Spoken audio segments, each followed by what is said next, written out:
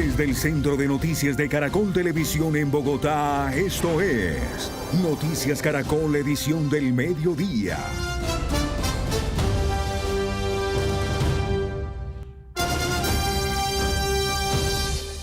Buenas tardes y bienvenidos a nuestra emisión de Noticias del Mediodía. El histórico aumento del salario mínimo anunciado en las últimas horas por el presidente Gustavo Petro sigue generando reacciones a favor y en contra. Vamos a hablar de eso, Ana Milena, pero además de estas voces también les vamos a explicar a quiénes va a beneficiar este incremento, qué va a pasar con los que ganan más de un salario mínimo y con los que reciben un salario mínimo integral, o también con los trabajadores que tienen contratos de prestación de servicios. Luisa. Alejandra, miremos los datos puntuales que quedaron en esos dos decretos. Un aumento base de 23%, es decir, 1.750.905 pesos para ese salario base. A esto le sumamos el auxilio de transporte que quedó en 249.095 pesos, para un salario total para el 2026 de 2 millones de pesos. ¿Quiénes ganan este salario base en Colombia? 2,4 millones de trabajadores. Y hace algunos minutos salió el dato del DANE sobre desempleo, que también es importante mencionar. Se ubicó en noviembre de 2025 en el 7%. Y los datos más recientes, los trabajadores ocupados en Colombia son 24,5 millones. En la informalidad están 13,6 millones y en la formalidad 10,9 millones. Muchos de estos trabajadores se preguntarán, bueno, ¿qué va a pasar con nosotros? ¿Nos va a regir este reajuste o qué va a pasar? ¿Cuál es el incremento para ellos? En el siguiente informe les contamos. Con el aumento del salario mínimo en Colombia de un 23%, hay expectativa en los hogares sobre quién se verá o no beneficiado en sus ingresos. En el país hay cerca de 10,9 millones de trabajadores formales y de estos, 2,4 millones ganan un salario mínimo. Es decir, serán ellos los que reciban este incremento, lo que equivale a al menos el 22% de los trabajadores formales que tendrán este beneficio. Sin embargo, hay quienes también podrían contar con este incremento dependiendo de sus contratos. El aumento está asociado a quienes tengan un contrato atado a salarios mínimos. Por ejemplo, hay algo que son los salarios integrales y esos salarios van tasados en 10 salarios mínimos. Entonces, esa clase de contratos tendrían el aumento. Algunos puestos, por ejemplo, en el sector público, también van atados a un número dado de salarios mínimos. Pero, por ejemplo, si yo me estoy ganando en este momento 2 millones, que fue algo que yo convení en algún instante con mi empleador, no necesariamente me suben mi salario, o si me lo suben, me lo pueden subir más. ¿Y qué pasa con quienes ganan más de un salario mínimo actualmente? Según expertos, los empleadores serán quienes definan estos aumentos. Trabajadores que estén por encima del salario mínimo luego del cambio o por encima del mínimo integral, ganando integral, no tienen un incremento automático ni es obligatorio que tengan un aumento. Sin embargo, se suele tener en consideración la idea de mantener el poder adquisitivo y por eso se sugiere siempre incrementar con la variación del IPC para que el salario no pierda poder adquisitivo en el paso del tiempo. Es decir, que mientras quienes ganan un solo salario mínimo en sus contratos tendrán aumentos del 23%, quienes tengan un contrato con ganancias superiores al mínimo estarían sujetos al aumento del IPC o índice de precios por consumidor, que por lo general está entre el 5 y el 6%. Finalmente, quienes tienen contratos por prestación de servicios deben revisar si sus contratos están atados al salario mínimo o tienen un determinado incremento. Igualmente, los practicantes, teniendo en cuenta la reforma laboral que entró en vigencia, también tendrán derecho a esta nueva cifra del salario mínimo legal. Y durante una locución, el presidente Gustavo Petro anunció el nuevo salario mínimo y expuso las razones que, según el gobierno, sustentan esta decisión. Históricamente, el salario mínimo se ha calculado a partir de variables como inflación y productividad. Sin embargo, para el presidente Petro, el país debe adoptar un concepto que está ordenado por la Constitución y la Iglesia y que no se ha aplicado: el ingreso vital familiar, no individual. Los trabajadores y trabajadoras en general no viven solos, viven en su familia, la de sus padres y madres, si son jóvenes, o la de sus parejas, sus hijos, sus hijas. Y aquí se trata, y por eso se llama vital, ojo, ordenado por la Iglesia Católica, ¿no es cierto? Y justificado en el principio de salario vital, dijo que el propósito de la nueva cifra es que las familias vivan en dignidad. Así explicó las cuentas que soportaron su decisión. cogimos el promedio. Más o menos hay 3 miembros y pico por familia, 3,4 creo que es el promedio colombiano. Y trabaja allí también en promedio 1,5. No es que haya medio trabajador, sino que en unas partes hay 2 trabajadores, en otras solo 1. El promedio en toda Colombia da 1,5 por familia. Ahí es relativamente fácil hacer la estadística.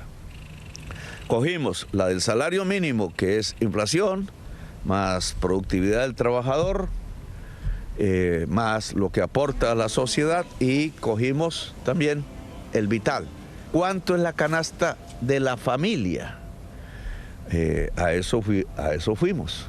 La canasta de la familia son 3 millones y pico en total. Y esos, entonces ahora, si trabaja un trabajador y medio, se divide, fácil, matemáticas simples, y nos da el salario. Y esta fórmula lo llevó a establecer la cifra de 2 millones de pesos con subsidio de transporte, como el salario mínimo para el 2026. Eso significa en porcentajes un promedio del 23,78%. 23 en la base, 24,5 en el transporte. No en toda Colombia hay auxilio de transporte. Por eso también mostramos sin el auxilio de transporte, que también es la norma en el país, y pasamos a un salario vital, mínimo vital, familiar, de 1.746.882 pesos. Anticipándose a las críticas, el mandatario descartó que la decisión vaya a generar afectación al empleo y al costo de vida. Estas son medidas que van directamente a reducir la pobreza, y yo creo que aumentan empleo porque aumenta la demanda y los empresarios van a vender más. Por tanto, necesitarán más trabajadores. En su anuncio dijo que el incremento es una decisión que busca democratizar la riqueza. Pues en esta emisión vamos a analizar esta decisión. Precisamente nos acompañan 2 analistas de la academia con quienes revisaremos los datos y los posibles efectos del aumento del salario mínimo. Ellos son John Jiménez Triviño y Diego Valdivieso. Profesores, buenas tardes, bienvenido a Noticias Caracol. Y quisiera comenzar con usted, profesor Jiménez. Ya con estas razones que acabamos de escuchar del gobierno y que están sobre la mesa, ¿usted considera que son razones válidas y congruentes con nuestra realidad económica para un aumento del 23% del salario mínimo? Bienvenido. Buenos días, buenas tardes a todos. Muchas gracias por la invitación. Realmente, si uno lo analiza por 2 vías. La primera es si se requiere incrementar y ajustar el salario de acuerdo a la capacidad adquisitiva de los colombianos, y sin lugar a dudas se necesita, se requiere hacer un ajuste. Pero por el otro lado, si es posible que los microempresarios y si los pequeños empresarios tienen la capacidad de hacerlo, y claramente no se puede. Muchas veces es necesario hacer ajustes, pero también es necesario identificar si tienen la capacidad y si está en la ponderación poderlo hacer. Y claramente la economía colombiana, en particular la de los microempresarios y los emprendedores, no está en la capacidad de poder asumir tremendo incremento. Entonces tiene los 2 lados de la moneda. Es necesario, se requiere sí, se tiene la capacidad del Estado, los empresarios, de pagar ese ajuste, y lo más seguro es que no. Muchísimas gracias, profesor Diego. Profesor Valdivieso, le pregunto a usted, profesor Diego, acerca de ese concepto de salario mínimo vital al cual se refirió el presidente Gustavo Petro. ¿Ese concepto se aplica realmente a Colombia o es una apuesta que todavía tiene muchos riesgos? Gracias, Alejandra. Un saludo también a Ana Milena y a Luisa. Y bueno, sobre la pregunta en particular, hay que mencionar que nuestro ordenamiento constitucional, en el artículo 53, establece expresamente que en Colombia existe un salario mínimo vital y móvil. Con esto lo que quiero señalar es que este concepto de vitalidad al que ha hecho alusión el presidente no es un concepto nuevo, es un concepto que viene alimentando las decisiones sobre salario mínimo en Colombia desde la Constitución del año 1991, y a que hace referencia a un salario que sea suficiente para atender las necesidades básicas de una canasta familiar, las necesidades educativas, de salud, de transporte, de servicios públicos, de vivienda, de alimentación.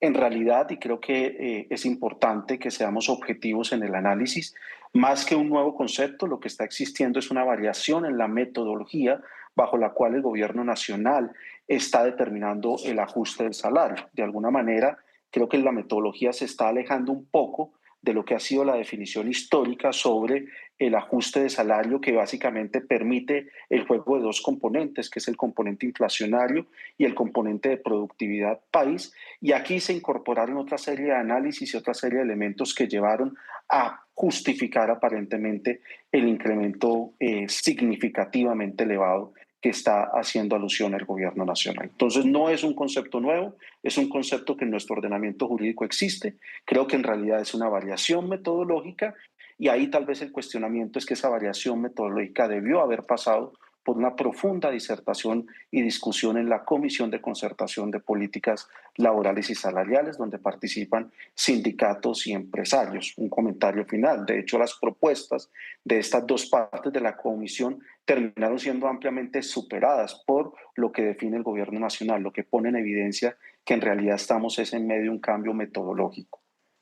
Y quiero preguntarle al profesor Jiménez cuál sería el impacto para el tema puntual de la inflación y qué debe hacer el gobierno de ahora en adelante para poder controlar esta inflación, porque analistas económicos advierten que se va a subir.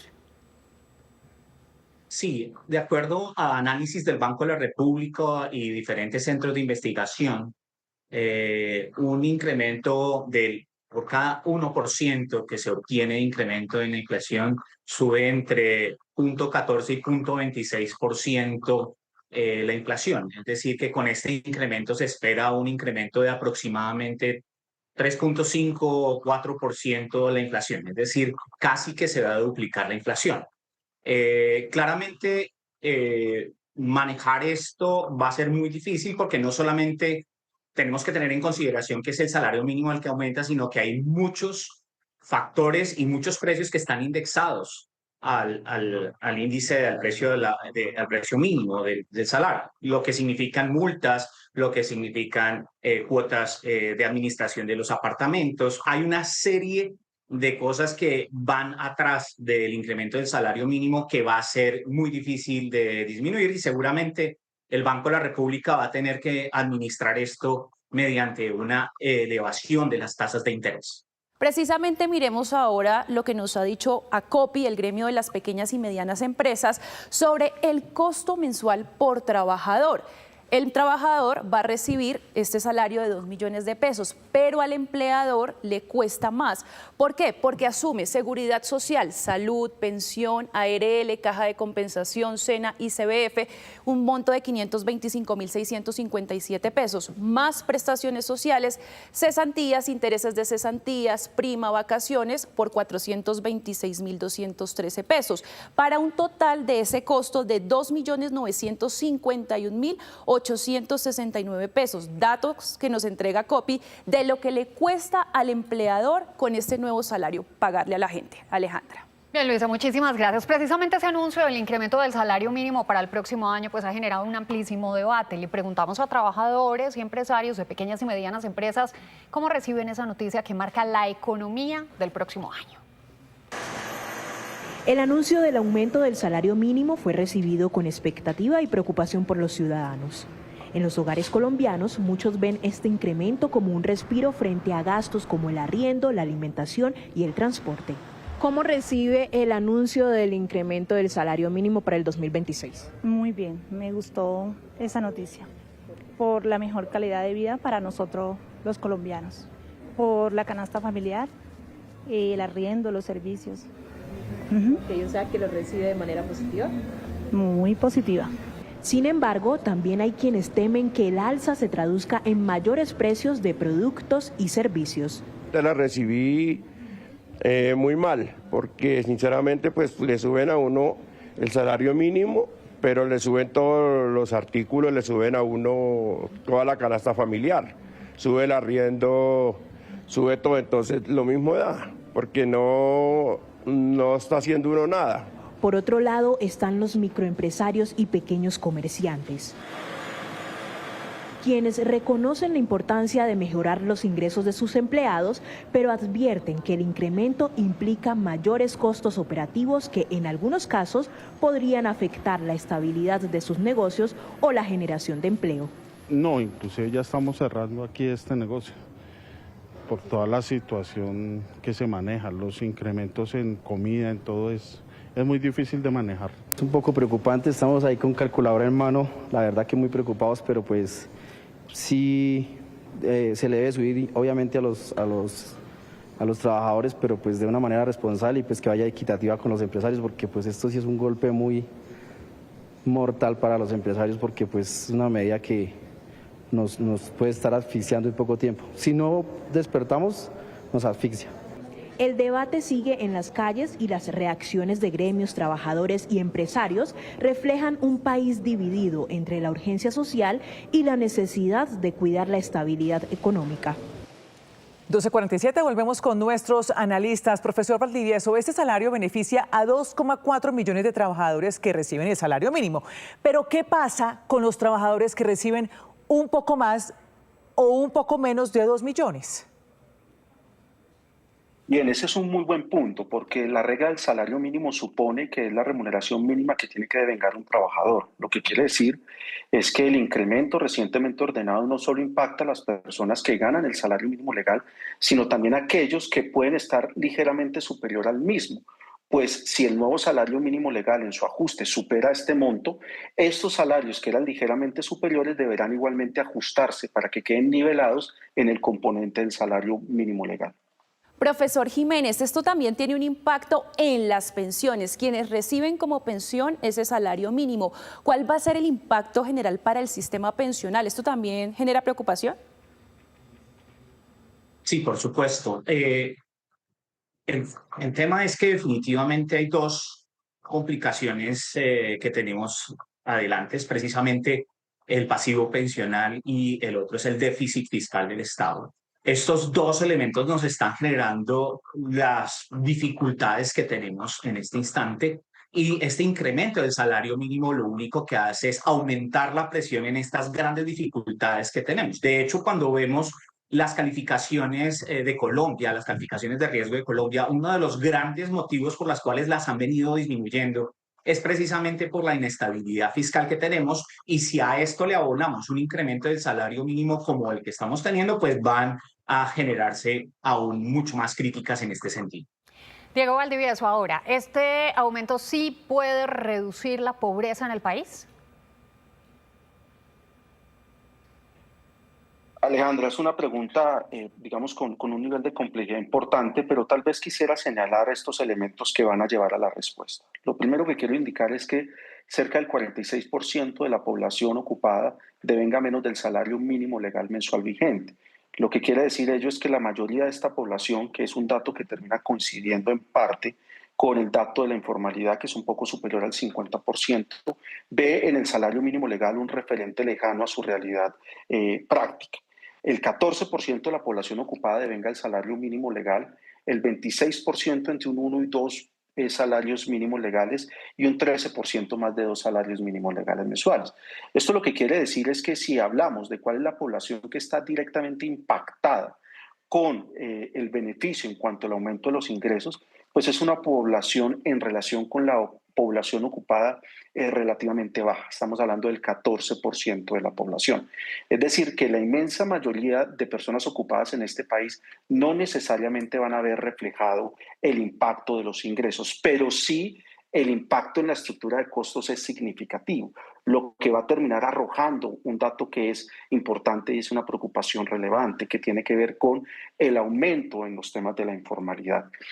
Hoy precisamente salía el dato de la población ocupada y si bien en el marco de la información que se nos presenta como positiva en lo que tiene que ver con una tasa de desocupación del 7%, hay unos datos que están ahí subterráneos que son importantes y es que empezamos a observar un aumento en la cifra de la informalidad. Cerca de 600,000 nuevas informales empiezan a reportarse en las cifras oficiales y creemos que lo que va a terminar pasando es precisamente que la brecha de distancia entre el salario mínimo legal, que es esa puerta de ingreso a la formalidad, y la realidad de los ingresos de muchas personas empieza a aumentarse y empieza a dificultarse la posibilidad de verse estos beneficios. Entonces, la pregunta, Alejandra, termina teniendo una respuesta y es que el impacto en términos de ingreso impacta a una población no significativa, pero en términos de costos sí impacta de una manera relevante lo que es la capacidad en términos de asumir estos impactos por parte del empresariado colombiano y del Estado,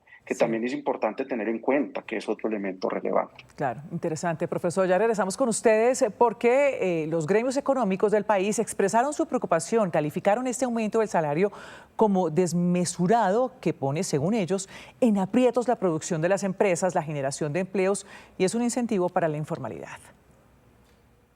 El proceso productivo de las empresas que está por encima se está volviendo cada vez menos viable ese desarrollo productivo a través del sector empresarial formal, que todos los días construye y hace país a través del desarrollo de empresas y de poner a disposición de múltiples colombianos la generación de oportunidades a través del empleo, sino que también estamos viendo el incremento del costo del colombiano del día a día. Pero el impacto negativo lo vamos a pagar más de 50 millones de colombianos. Le voy a dar ejemplos. Los servicios públicos.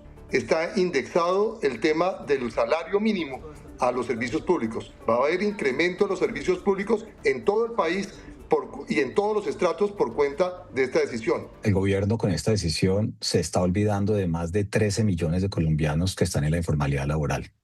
Y particularmente está dejando botados a más de 11.3 millones de colombianos que ganan menos del salario mínimo. Porque con esta decisión que beneficia a 2.4 millones de ciudadanos, los demás van a llevar del bulto. Y no solamente aquellos que están en la informalidad, que ganan menos del salario mínimo, que ahora sí verán mucho más alejadas las posibilidades de conseguir un trabajo formal, sino también el resto de la ciudadanía. Porque el Banco de la República, con esta decisión, y si la inflación empieza a subir más de lo que ya viene presentando como una tendencia para el año entrante, pues evidentemente no vamos a ver reducciones en las tasas de interés y eso le va a pegar al bolsillo de todos los colombianos.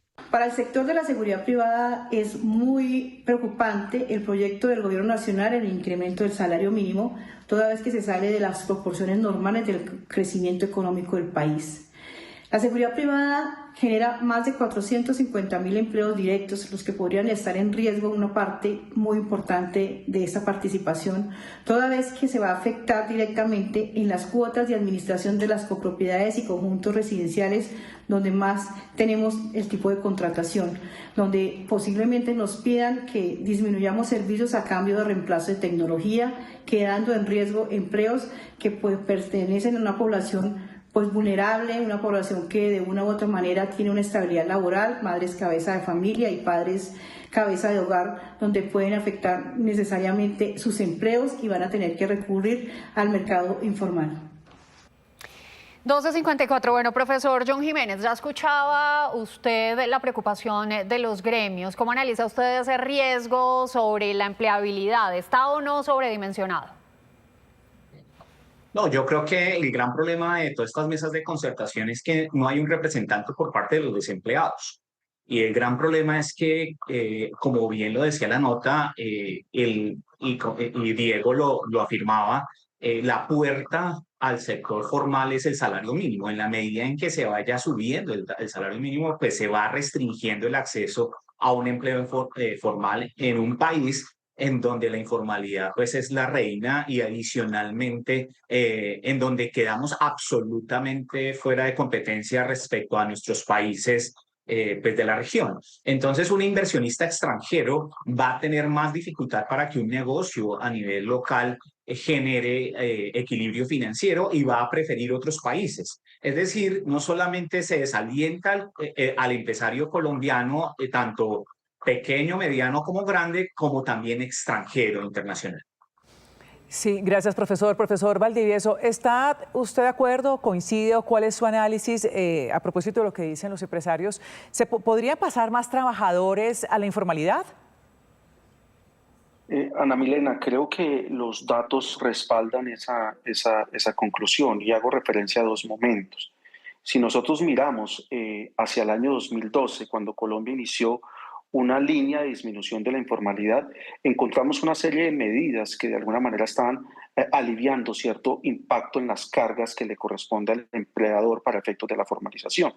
Pero cuando observamos en contraste cuál es el efecto que en materia de informalidad se empieza a presentar con unos incrementos que empiezan a ser relevantes y significativos, empezamos a ver un freno en la disminución de la informalidad y un incremento en la misma. El dato que recientemente publica el DANE creo que es relevante porque además ya nos pone de presente en algo que no podemos dejar de tener en cuenta, y es que no estamos en un año solo de ahora un ajuste importante, sino un año de reforma laboral con unos cambios significativos que impactan igualmente en su mayor proporción a la misma población que devenga el salario mínimo legal. Entonces creo que la preocupación es relevante, importante, y seguramente vamos a tener que hacer un seguimiento cuidadoso a ese dato de la informalidad que puede seguir presentando indicadores crecientes como ya empiezan a marcarlos en el reporte que hoy nos dio el DANE.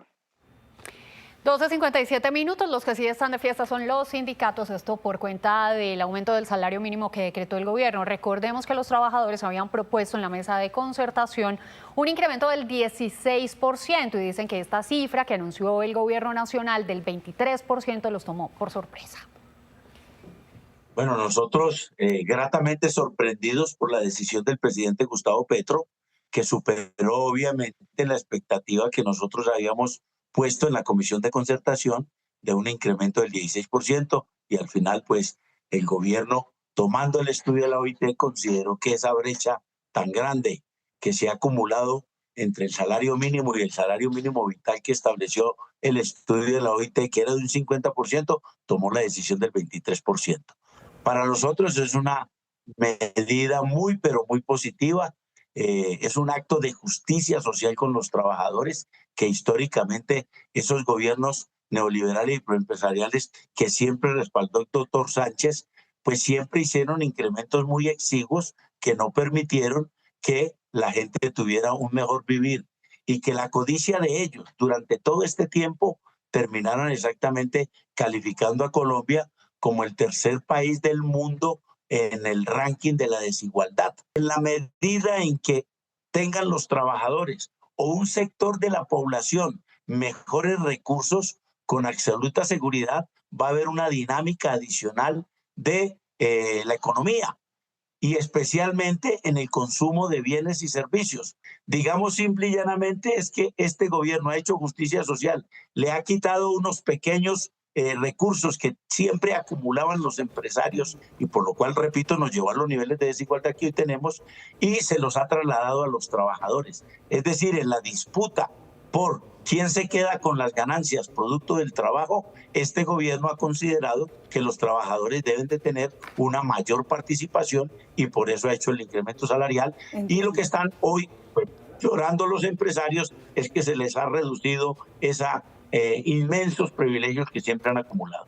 Es una buena noticia que está secundada por el hecho de haber logrado la más baja tasa de desempleo y también una inflación que está a punto de concluir cerca del 5.3%, que evidencian un gran manejo de la economía que sin duda alguna va a crecer mucho más, y que ubicada Colombia por la OCDE, por The Economist, como la cuarta mejor economía de América Latina, nos sacan de ser Colombia uno de los más bajos salarios mínimos de la región. Esos sindicatos celebran la medida, pero en contraste, la Confederación General de Trabajadores, uno de los sindicatos más grandes del país, ha mostrado divisiones internas en los últimos años, y esta vez no fue la excepción. En las últimas horas, el sector conocido como el ala democrática de la CGT criticó el decreto que aumentó el salario mínimo al considerarlo desmesurado. La inflación para el próximo año va a perjudicar a todos los colombianos, los de la clase media, pero también aquellos incluso que se van a beneficiar con el salario mínimo legal. El perjuicio para la pequeña y la mediana empresa va a ser absolutamente desbordado. Incluso se pueden generar pérdida de puestos de trabajo, despidos, por los costos tan altos que va a implicar un incremento de esta naturaleza. Infortunadamente, el gobierno nacional, en su afán de hacer populismo para las elecciones del próximo año, ha cometido una grave equivocación con un incremento de salario mínimo que supera con creces las expectativas.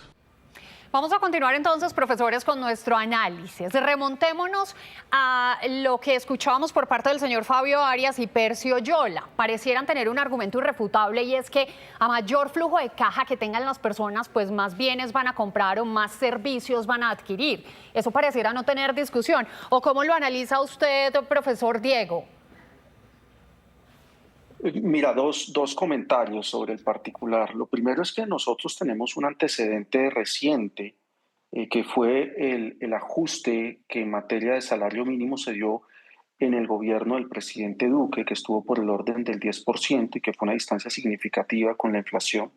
Y vimos cómo el siguiente año fue un año en el que la población colombiana, no solo por esa razón, pero alimentada, entre otras, pues sufrió los embistes de una inflación importante, elevada, de tal forma que existe el impuesto invisible que es la inflación y puede ser que desde su perspectiva del número su ingreso sea mayor, pero desde el flujo final puede ser que el resultado sea menor en la medida que usted tiene que hacer un mayor esfuerzo para poder adquirir los bienes básicos. Digamos que aquí no existe una relación 1-1, pero uno podría de alguna manera, teniendo en cuenta la estadística y los comportamientos previos, advertir que si la inflación estaba proyectada para el 2006 en un comportamiento del 3 al 4%, podríamos estar imaginando una inflación que se comporte hacia un 6%. Y ese mayor incremento, pues básicamente supone un mayor esfuerzo de adquisición.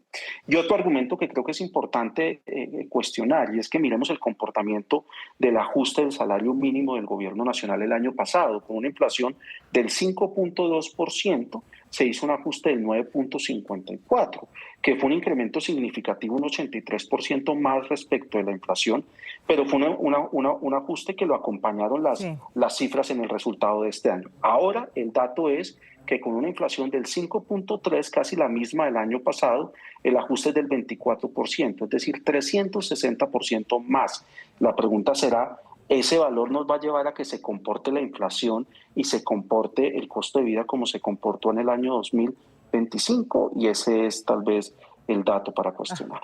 Sí, y ya para cerrar, profesor Jiménez, en una frase ojalá muy clara, ¿este aumento representa un triunfo para los sindicatos o su impacto real solo podrá medirse con el tiempo? Mire, el estudio que adoptan los sindicatos y para poder decir que esto genera más consumo fue un estudio realizado en Estados Unidos en 1992. El mismo investigador ya ha manifestado algunas críticas a su propia investigación y también ha manifestado que solamente podría ser aplicado en la muestra de estudio. Es decir, realmente el aumento del consumo va a estar absolutamente supeditado a que los empresarios puedan seguir con la misma planta de personal. Para un microempresario, una empresa que tengan 5 o 10 empleados, un incremento del 23% significa que de manera indirecta está empleando a 2 personas más. Tiene la capacidad de esta empresa de tener 10 empleados y pagar por 12.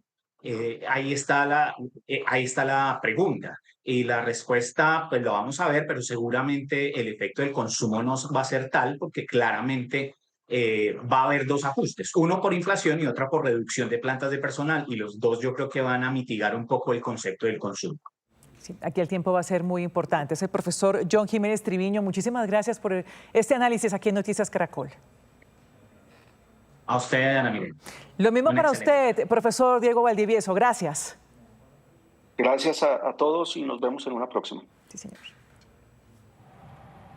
1:00 p.m, 5 minutos. El director saliente de Fedesarrollo, Luis Fernando Mejía, también se refirió a este tema. Dijo que los pequeños y medianos productores tendrán que asumir una de 4 alternativas o combinarlas para pagar el incremento del 23% que tendrá el salario mínimo. Citó puntualmente el caso de un empresario que genera empleo para 4 personas. Una primera es, bueno, asume ese costo y simplemente le paga 23% más a sus trabajadores. Ese sería el escenario ideal y seguramente lo que está tratando de, digamos, comunicar el gobierno como el resultado de esta política. Pero hay otras alternativas que seguramente van a adoptar muchos microempresarios y empresarios medianos del país. La primera, trasladarle parte importante de ese mayor costo de contratación al consumidor final. ¿Cómo lo hacen? Subiendo los precios. Por eso la enorme preocupación que tenemos hoy, Eduardo y Luisa, sobre los efectos que esto va a tener en materia de inflación, cosa que también ya había anticipado la propia Junta del Banco de la República. 2, puede decidir, bueno, tengo 5 o 6 trabajadores, voy a disminuir la cantidad de trabajadores, voy a contratar 3 o 4, eso implica mayor desempleo. Y 4, puede también decidir no contratar a sus trabajadores o parte de ellos formalmente, sino empezar a pagarlos informalmente, que recordemos en Colombia es uno de los graves problemas, tasas de informalidad del 56%, más de la mitad de los ocupados en el país. Lo que sí le puedo decir con toda claridad es que vamos a tener un 2026 mucho más duro en materia económica. Y esto sin contar los efectos para el propio gobierno. Solamente el impacto de esta medida en materia de mayores pagos de pensiones que ganan un salario mínimo es cercano a los 4 billones de pesos, es decir, una cuarta parte de lo que estaba solicitando el gobierno en la ley de financiamiento. Pues tras conocerse el aumento del salario mínimo para el 2026, el gremio de micro, pequeños y medianos empresarios advierten que podrían reducir personal o subir precios. Aseguran estar preocupados por los altos costos de generar empleo formal en Colombia. Amanda Costa es propietaria desde hace 4 años del hostal Luna Llena Cartagena, ubicado en la calle de la Media Luna en el centro histórico. Asegura que el aumento del salario mínimo sin duda favorecerá a sus 4 empleados, pero al mismo tiempo dice que podría verse afectada por los altos costos que debe asumir mensualmente y por ello ya piensa en tomar medidas. Sí, tendríamos que subir las tarifas, porque pues los costos de servicios públicos, de arrendamiento, los impuestos son muy altos y tenemos una problemática aquí en Cartagena, todos estos hostales, todos estos de la Media Luna, la verdad es que no tenemos muchos incentivos. Hace un llamado al gobierno nacional para que apoye a los microempresarios como ella, que trabajan legalmente. Todo lo de las retenciones en la fuente, el IVA, tenemos todo lo de Fontur, muchos controles además de las alcaldías, entonces nos afecta bastante. La Asociación Colombiana de las Micro, Pequeñas y Medianas Empresas ACOPI anuncia un paquete de medidas como consecuencia del aumento del salario mínimo. El próximo año no habrá aumento para quienes ganen más de un salario mínimo en las pequeñas empresas y buscarán otros modelos de contratación y no descartan eliminar empleos. Pues con este aumento desproporcionado realmente nos pone en una situación muy difícil, muy complicada para la sostenibilidad empresarial. Lo que piensan siempre las empresas es cómo se reducen costos y cómo se empieza a reducir la planta de personal que gane un salario mínimo. Esa es una de las consecuencias del tema de abrir más esa brecha de la informalidad. En Colombia, el 99,7% de las empresas son micro, pequeñas y medianas, las cuales generan más del 80% del empleo formal. Y el ministro de Trabajo dio detalles sobre el incremento del salario mínimo y se refirió a las motivaciones que llevaron al gobierno a decretar el aumento que ha generado todo tipo de reacciones. Vamos en vivo con Luis Eduardo Maldonado. ¿Qué fue lo que dijo el ministro, Luis? La principal motivación que explica el gobierno es que está buscando cerrar la brecha en la desigualdad del pago de los salarios a los colombianos.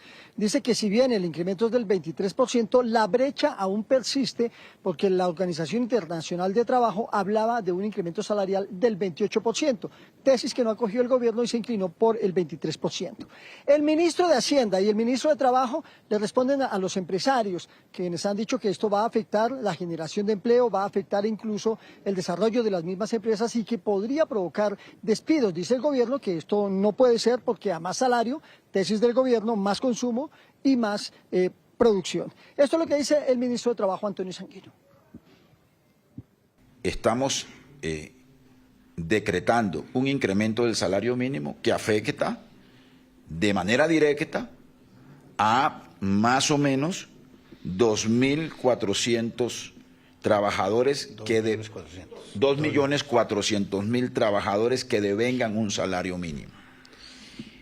Ese incremento también podría afectar a un segmento de los que ganan entre 1 y 2 salarios mínimos, que son 6.081.000 trabajadores, si su incremento está atado al incremento de salarios mínimos, y eso depende del tipo de contratación laboral que tengan estos trabajadores. Pero esta decisión tiene un efecto expansivo sobre el conjunto de la economía. Estamos hablando de trabajador y su familia.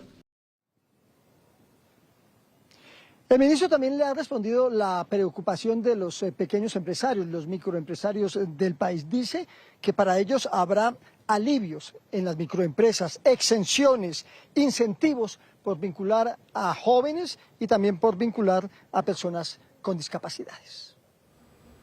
Gracias a Luis Eduardo, y quiero cerrar con este dato. El incremento del salario mínimo en los últimos años, en 2020 fue del 6%, en 2021 del 3,5%, en 2022 del 10,7%, en 2023 con el gobierno de Gustavo Petro, que llegó al 16%, en 2024 el 12%, en 2025 del 9,54%, y para el 2026 ese ajuste al salario base de 23% para ubicarse en 1.750.905 pesos. Entonces la diferencia: en 2020 estábamos en 877.000 para ese salario base, y para el 2026 en 1.750.905 pesos. Y un dato final: con este salario Colombia tiene el tercer lugar, el salario más alto de América del Sur, detrás de Uruguay y Chile. Ana Milena y Alejandra. Gracias, Luisa. 1:13 p.m, pues el gremio de las trabajadoras domésticas celebró este aumento del salario mínimo y aseguró que mejorará la calidad de vida de muchas mujeres y de sus familias. No considero que aumentar el salario mínimo vaya a disminuir la formalización laboral. Para mí siguen siendo cuentos, para nuestro gremio siguen siendo cuentos. El salario mínimo sí nos esperanza como movimiento sindical, porque va a mejorar el tema de intercambio de bienes y servicios, la canasta familiar va a mantenerse mejor. Entonces, no podemos seguir pensando que aumentar el salario mínimo va a aumentar el desempleo, porque eso no es real. Este aumento también ha generado reacciones políticas. Juan David Ríos, usted habló con candidatos a la presidencia, ¿qué le dijeron? Alejandra, mire, hablamos justamente de todas las vertientes políticas. Por el lado de los progresistas, del lado del presidente Gustavo Petro, celebran esta decisión del incremento salarial del 23,7%, mientras que la oposición está criticando justamente este aumento porque hay más afectados que los beneficiados, no solamente en cuanto a la forma en cómo trabajan, en las ganancias, sino también en las repercusiones que puede tener este salario mínimo. Esto fue lo que nos dijeron los candidatos. Cuando usted aumenta el salario 23%, aumenta los costos 23%. Luego lo que va a pasar es una ilusión monetaria. La gente va a recibir una plata primero adicional, pero luego los precios suben más rápido. Los alimentos de la gente van a subir los arriendos, van a subir los costos de transporte. Conclusión, termina siendo esto un engaño. Mucho más suben los precios que los ingresos. Cada aumento sin ancla técnica expulsa a miles de personas del empleo formal, a jóvenes, a mujeres, a trabajadores de baja calificación. Ellos son quienes pagan el costo. Y eso no es progresista, eso es regresivo.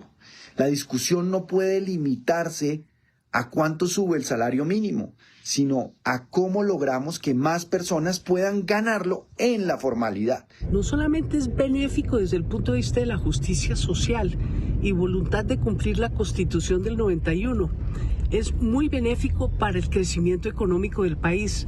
Cuando la gente tiene plata en el bolsillo, puede comprar bienes y servicios, y esos bienes y servicios alimentan las empresas, alimentan las utilidades y el crecimiento económico. Incrementar el salario mínimo 2, 3 o 4 veces por encima de la inflación y la productividad es hoy una buena noticia para 1 de cada 10 trabajadores en Colombia que ganan ese salario mínimo. Pero es muy triste porque detrás de esa buena noticia económica hay malas noticias desde la perspectiva económica para la informalidad, para los costos de producción en el país, pero sobre todo un argumento político que va a atizar el fuego de la polarización alrededor de la Asamblea Constituyente. Hubiera sido preferible mantener la política del gobierno nacional en los últimos 3 años, en la cual se aumentó varios puntos por encima de la inflación, sin que se afectara, como lo habían anunciado los tecnócratas de este país, el desempleo y la informalidad en Colombia. Por el contrario, hubo reactivación de la economía y reducción del desempleo en estos años en el país. Si la economía colombiana va tan bien para soportar un incremento tan desproporcionado del salario mínimo, ¿por qué estamos en una emergencia económica?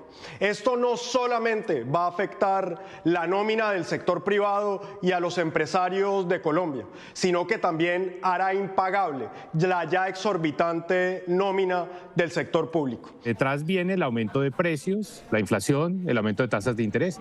La sola vivienda. Si usted estaba pensando comprar vivienda, la vivienda de interés social hasta ayer costaba 220 millones de pesos. Hoy cuesta 260 millones de pesos. Y se va a encarecer todo. Entonces, realmente aquí no gana nadie, porque el aumento del salario mínimo se va a ir en inflación. Es que se hace justicia con 2,5 millones de trabajadores a quienes se les ha negado la productividad laboral. Ha habido un rezago histórico de no reconocimiento del trabajo. La gente necesita platica en el bolsillo para poder llegar a fin de mes, para poder comprar lo mínimo, para poder tener una vida digna. Y yo estoy seguro que esos 2,5 millones de trabajadores hoy, por supuesto, celebran esa medida. Es una medida justa. Mire, muchos dicen además que esta fue una medida política más que económica por parte del presidente Gustavo Petro. También en redes sociales el candidato Iván Cepeda del Pacto Histórico se pronunció al respecto y dice que constituye una clara opción para derrotar la pobreza, reducir la desigualdad y generar condiciones para la vida digna. Reafirma que el programa social debe ser un criterio fundamental para las decisiones económicas y un aspecto central en la vida política. Y otro candidato más fue Sergio Fajardo, también a través de sus redes sociales, dice que justamente millones de hogares que dependen de un salario mínimo mejorarán su calidad de vida, pero no todo es una fiesta. Hace rato que este gobierno tiró al mar las llaves de la concertación y de la construcción de acuerdos. Ni siquiera los sindicatos que representan a trabajadores formales vieron un alza de esas proporciones. Son las reacciones, por supuesto, de los candidatos a vísperas de este año electoral. 1:19 p.m. La otra noticia del día tiene que ver con la emergencia económica. El ministro de Hacienda dio a conocer los impuestos decretados por el gobierno a la luz de esta emergencia. Vamos a volver con Luis Eduardo Maldonado para que nos hable sobre esto. Luis. El ministro está hablando de por lo menos 8 decretos que ya están listos, serán firmados en los próximos minutos y expedidos en la Casa de Nariño. Estos decretos que buscan dinero al amparo de la emergencia económica. Hablemos de algunos de ellos. El IVA a los licores. Hoy el IVA de los licores es del 5% y se incrementa al 19%. Se incluye el whisky, el brandy, el aguardiente, el ron, los cigarrillos. Se excluye de este IVA la cerveza. Otro impuesto, el impuesto de patrimonio, que hoy lo pagan las personas con patrimonio superior a los 3.600 millones de pesos, pues a partir de la fecha comienzan a pagarlo aquellos que tienen 2.000 millones de pesos de patrimonio. El pago será entre el 0.5 y el 5%, y por este concepto el gobierno espera recaudar 1.7 billones de pesos. Más impuestos, el impuesto al sector financiero, el impuesto a los bancos, que hoy es del 5%, pasa al 15%. Dice el ministro de Hacienda que es el sector que más ganancias obtuvo en el año que está terminando. Y espera por este concepto al sector financiero recaudar 3.6 billones de pesos. El impuesto al patrimonio, que es el que buscan que las personas que no declaran los bienes, que los tienen en el exterior, pues declaren, buscan aplicarle un IVA o un impuesto del 19% y buscan recaudar 3.6 billones de pesos. Pero también le aplican un IVA del 19%, un impuesto del 19% a los juegos de suerte y azar. El ministro de Hacienda explicó algunos detalles. Hemos planteado la necesidad de incrementar el IVA para licores en un porcentaje que actualmente está en el 5% y consideramos que ese nivel de IVA debe incrementarse hasta el 19%, tanto para aguardiente, ron, whiskies, brandes y todas las bebidas que tienen alto contenido alcohólico. El sector financiero hoy en día tiene una sobretasa del 5% y lo que hemos planteado es que esa tarifa de sobretasa se incremente al 15%. Y aquí es bueno destacar que si bien está una tarifa global del 50%, la tarifa efectiva del sector financiero está en el orden del 19%. El gobierno habló de austeridad y de recorte de gastos. Escuchen esta cifra. Actualmente, los 108 senadores y los 187 representantes reciben una bonificación anual de 11 millones de pesos. Pues el gobierno nacional acaba de decir que esta bonificación no va porque no tiene sentido pagarla. Habla el ministro de Trabajo. No es quitarle, es hacer un acto de justicia y reducirles una prima que fue un regalazo del entonces ministro de Hacienda Cárdenas. Creo que estaba calculado, hoy está calculado a precios de hoy en 11 millones de pesos. Yo creo que es un acto de justicia que el pueblo colombiano aplaudirá y celebrará, junto con esta decisión de incrementar el salario de los que menos ganan. Pues son decretos que se van a conocer en las próximas horas, los decretos al amparo de la emergencia económica con los nuevos impuestos y este decreto que seguramente no va a caer muy bien en los congresistas porque les quitan de su bolsillo 11 millones de pesos que les daban como bonificación cada año. 1:34 p.m. La banda criminal Los Satanás estaría detrás del más reciente asesinato de un integrante de una familia de comerciantes, al parecer por negarse a pagar una extorsión en el sur de Bogotá. La policía asegura que días después del crimen se logró una captura clave dentro de esta investigación. César Chaparro con los detalles. Así es, Alejandra, buenas tardes. Un hombre que fue detenido también extorsionando a los comerciantes en esta zona. Las autoridades tratan de establecer si tiene alguna relación con el crimen ocurrido el pasado 23 de diciembre, justamente aquí en esta bodega en el sur de la capital del país, ocurrido justamente en este vehículo cuando fue asesinado el yerno de doña Lilia Méndez. Estaba mi chinito, todos están... Los mismos sicarios de la banda criminal Los Satanás habrían dejado registro del asesinato de un hombre de 25 años. Otras imágenes muestran su llegada y el momento en que le disparan al hombre frente a su esposa y sus 2 hijos menores de edad, un día antes de Navidad en la localidad de Bosa, al sur de Bogotá. Eso comenzó el 23 de diciembre del 2024, cuando llegaron aquí con panfletos, WhatsApp y llamada todo el tiempo, que me tocaba darle 60 millones de pesos. No se les dio nada. En mayo hubo un atentado también sicarial, le pegaron un tiro a un reciclador, ahí quedó todo en silencio. Ahorita el 23 de diciembre del 2025 pasaron, como ustedes pueden ver en los videos, y atacaron a mi yerno. Y más encima el tipo fue tan descarado que le hizo un tiro a mi hija. No sé cómo no mató a un niño, que es una muerte anunciada. Yo toqué muchas veces las puertas del Gaula. El Gaula decía que la Fiscalía nunca ha dado orden de captura ni orden de allanamiento, nada de eso. Yo les decía, esto va a ser una tragedia, y la tragedia llegó. ¿Cuántas muertes en un año se han registrado aquí en la zona por parte de esta organización? Son muchos, son llamados Los Satanás, alias el Moisés, porque así se hace llamar, alias el Moisés. Tiene identificado todos mis hijos, ya los saqué de la ciudad, creo que tengo que sacarlos del país. ¿Por qué cree usted que esta organización se enfoca en usted, se ensaña contra usted?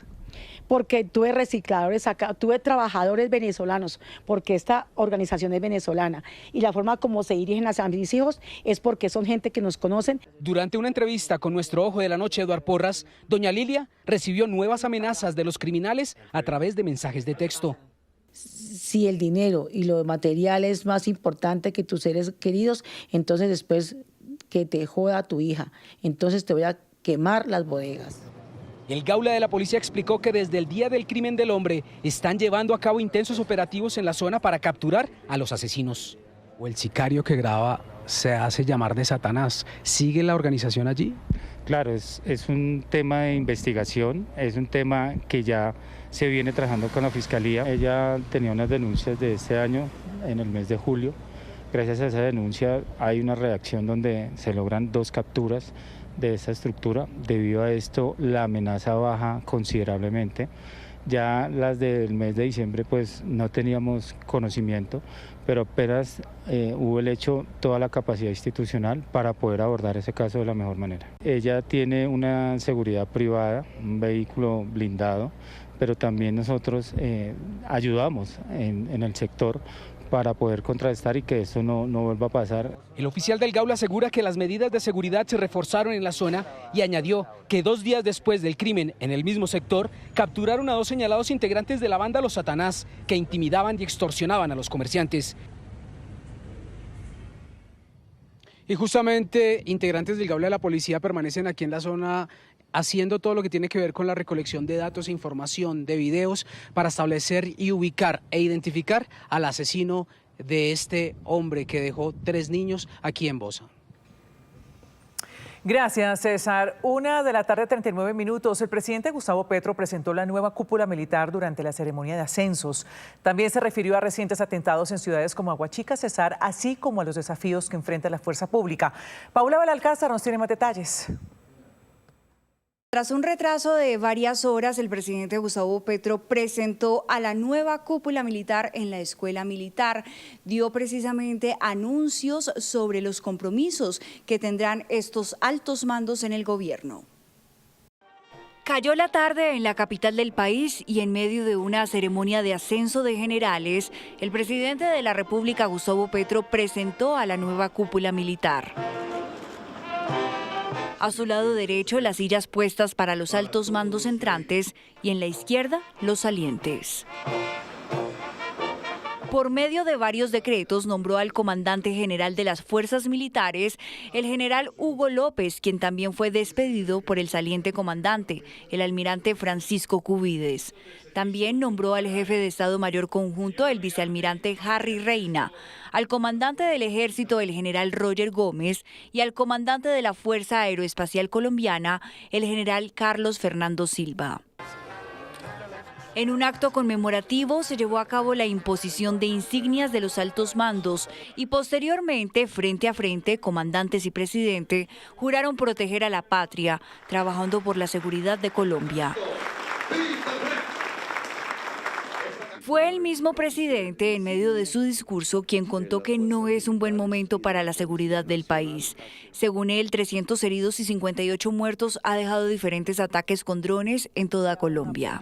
También habló de los recientes ataques en Aguachica y Buenos Aires, en donde dijo que la guardia se había dormido y que no sabía qué había pasado allá. Afirmó que en Buenos Aires no había ejército y que el compromiso de los nuevos comandantes y el ministro de la Defensa debe ser priorizar la compra de tecnología antidrones para reforzar la seguridad. Necesitamos antidrones ya, general, como sea. Ya esto hemos hablado, pero no podemos esperar 3 años más o perdemos la iniciativa. Y el que pierde la iniciativa militar, general Hugo López, pierde la guerra, ¿no? Minutos más tarde, los comandantes se presentaron ante sus tropas en estos carros del ejército y la policía, en cabeza del presidente y el ministro de Defensa. De acuerdo a la instrucción del señor presidente, nos asignó 800.000 millones de pesos para este año.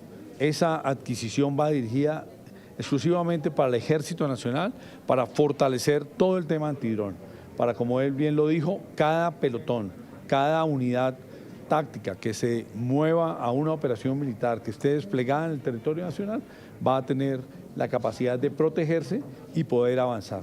Esta guerra cambió y lamentablemente años atrás no lo hemos hecho, pero ya vamos avanzando.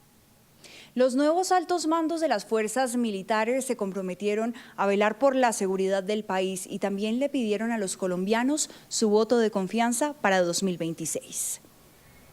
Paula, gracias. 1:42 p.m. Faltan pocas horas para que se termine este 2025 y miles de viajeros están listos para viajar a diferentes regiones de Colombia para recibir el año nuevo. Vamos a hacer un recorrido por diferentes partes de nuestro país, diferentes regiones. En Manizales, doña Paula, un abrazo. En Cartagena está Isaac Rivera, desde el aeropuerto Rafael Núñez. En Cali, Valentina Gallego. En Medellín, Mariana, desde una de las terminales de transporte de esa ciudad.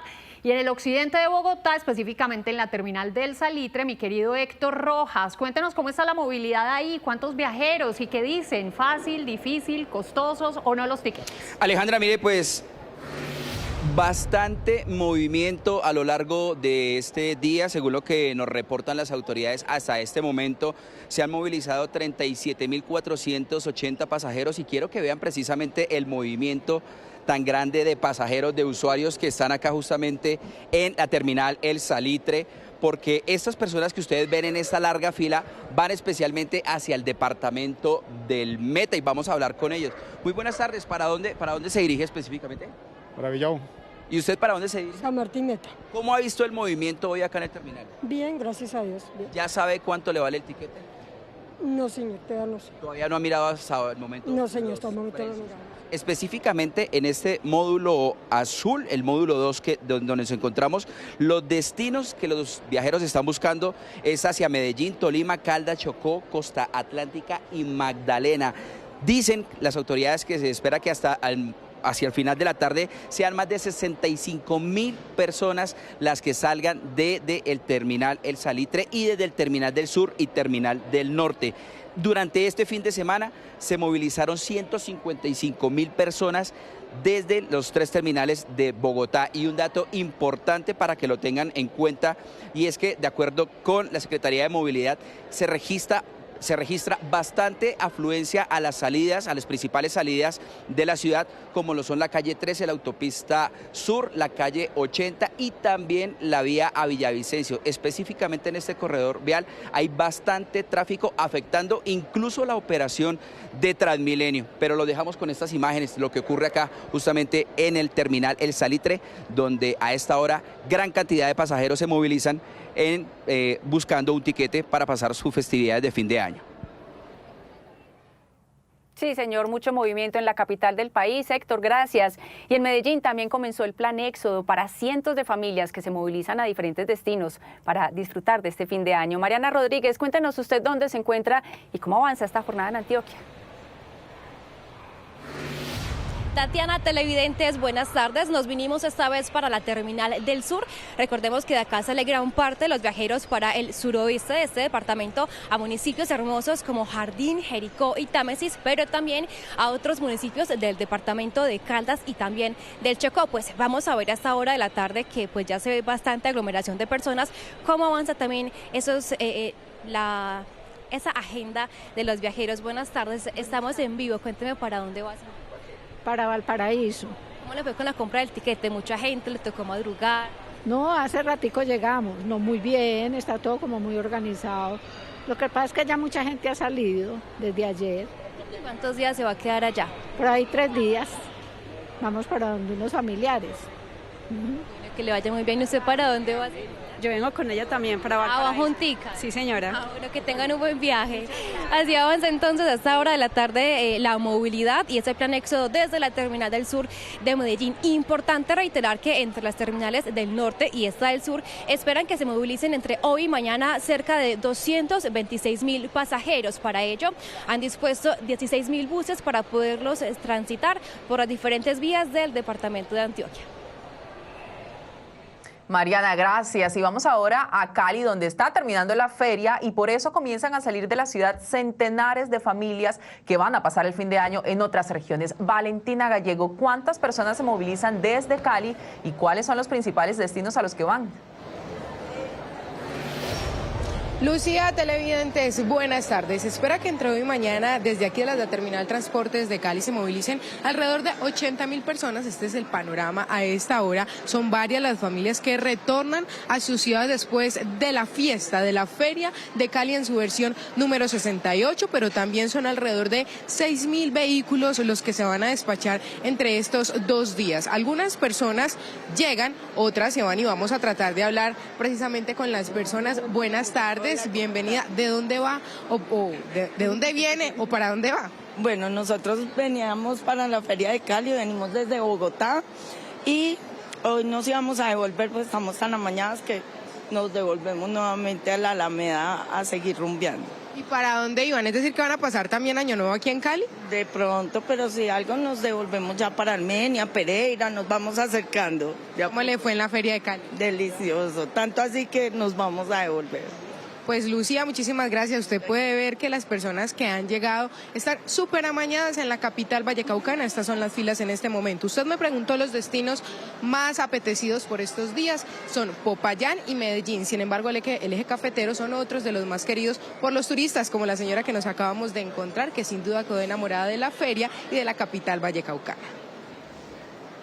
Cómo no amañarse en Cali, Valentina, pero en esta temporada de fin de año también el Aeropuerto Internacional Rafael Núñez de Cartagena proyecta la movilización de más de 800.000 pasajeros, una cifra que refleja el alto flujo de viajeros nacionales e internacionales. Ahí está Isaac Rivera contándonos todo ese movimiento. Isaac, buenas tardes.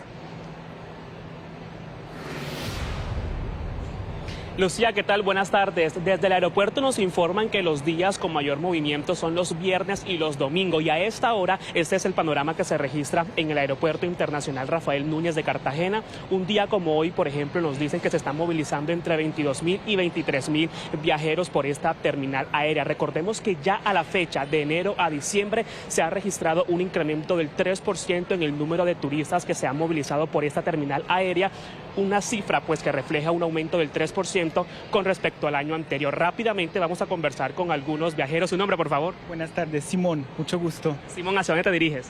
Hacia Bogotá en el vuelo de Avianca de las 2:45. Bueno, Simón, ¿y qué tal los tiquetes aéreos? ¿Cómo has visto tú la operación? Todo ha sido muy fácil, muy rápido, no hay muchas filas. El proceso ha sido muy rápido también para la entrega de maletas, entonces el día está súper tranquilo hoy. Bueno, ¿y tuviste vacaciones un tiempo aquí en Cartagena? Sí, estuve como 10 días aquí en Cartagena visitando mis familiares y mis amigos y ya voy de regreso a Bogotá. ¿Qué tal Cartagena? ¿Cómo vive la ciudad? Está muy chévere Cartagena en esta época porque las decoraciones están súper lindas, la ciudad sí está muy animada, hay muchas actividades, muchos turistas, entonces la he pasado muy bien. Bueno, y hay que decir también que en la terminal de transporte terrestres esta mañana también hubo bastante movimiento. Nos dicen que se ha registrado una gran afluencia de pasajeros que se están movilizando a la Sabana, a ciudades como Sincelejo, Montería, pero también Bogotá, Medellín. Diariamente se están registrando más de 22.000 vehículos que están saliendo y entrando en la capital de Bolívar. Así es, mi querido Isaac, por todo el territorio nacional, terminales terrestres y aéreas llenas de gente que están buscando llegar a sus destinos para pasar el año nuevo. Es el mismo caso de Manizales. En esa terminal de transporte también se registra una gran afluencia de público. Mi querida Paula, buenas tardes. Hola Alejandra, muy buenas tardes. Así es, nosotros hemos estado durante todos estos días pasándonos por acá por la terminal de transportes de Manizales, donde nos aseguran sus directivos y nos comentan todas las empresas que hay aquí en la terminal, que más o menos semanal están saliendo cerca de 65.000 viajeros y están llegando cerca de 49.000 viajeros. Aquí podemos ver a las personas haciendo sus filas para poder subirse a los buses. Hay destinos Cali, Medellín, Bogotá. Buenas tardes, a esta hora es noticia Estados Unidos, donde se conocieron más detalles del primer ataque en territorio venezolano en contra de señaladas redes de narcotráfico. Nos vamos a Washington con nuestro compañero Juan Camilo Merlano. ¿Qué ha trascendido tras las revelaciones del mismo presidente Trump? Juan Camilo, buenas tardes. Carolina, que es una operación de la que no se debió haber conocido precisamente porque fue la CIA la que la adelantó. Era una operación de tipo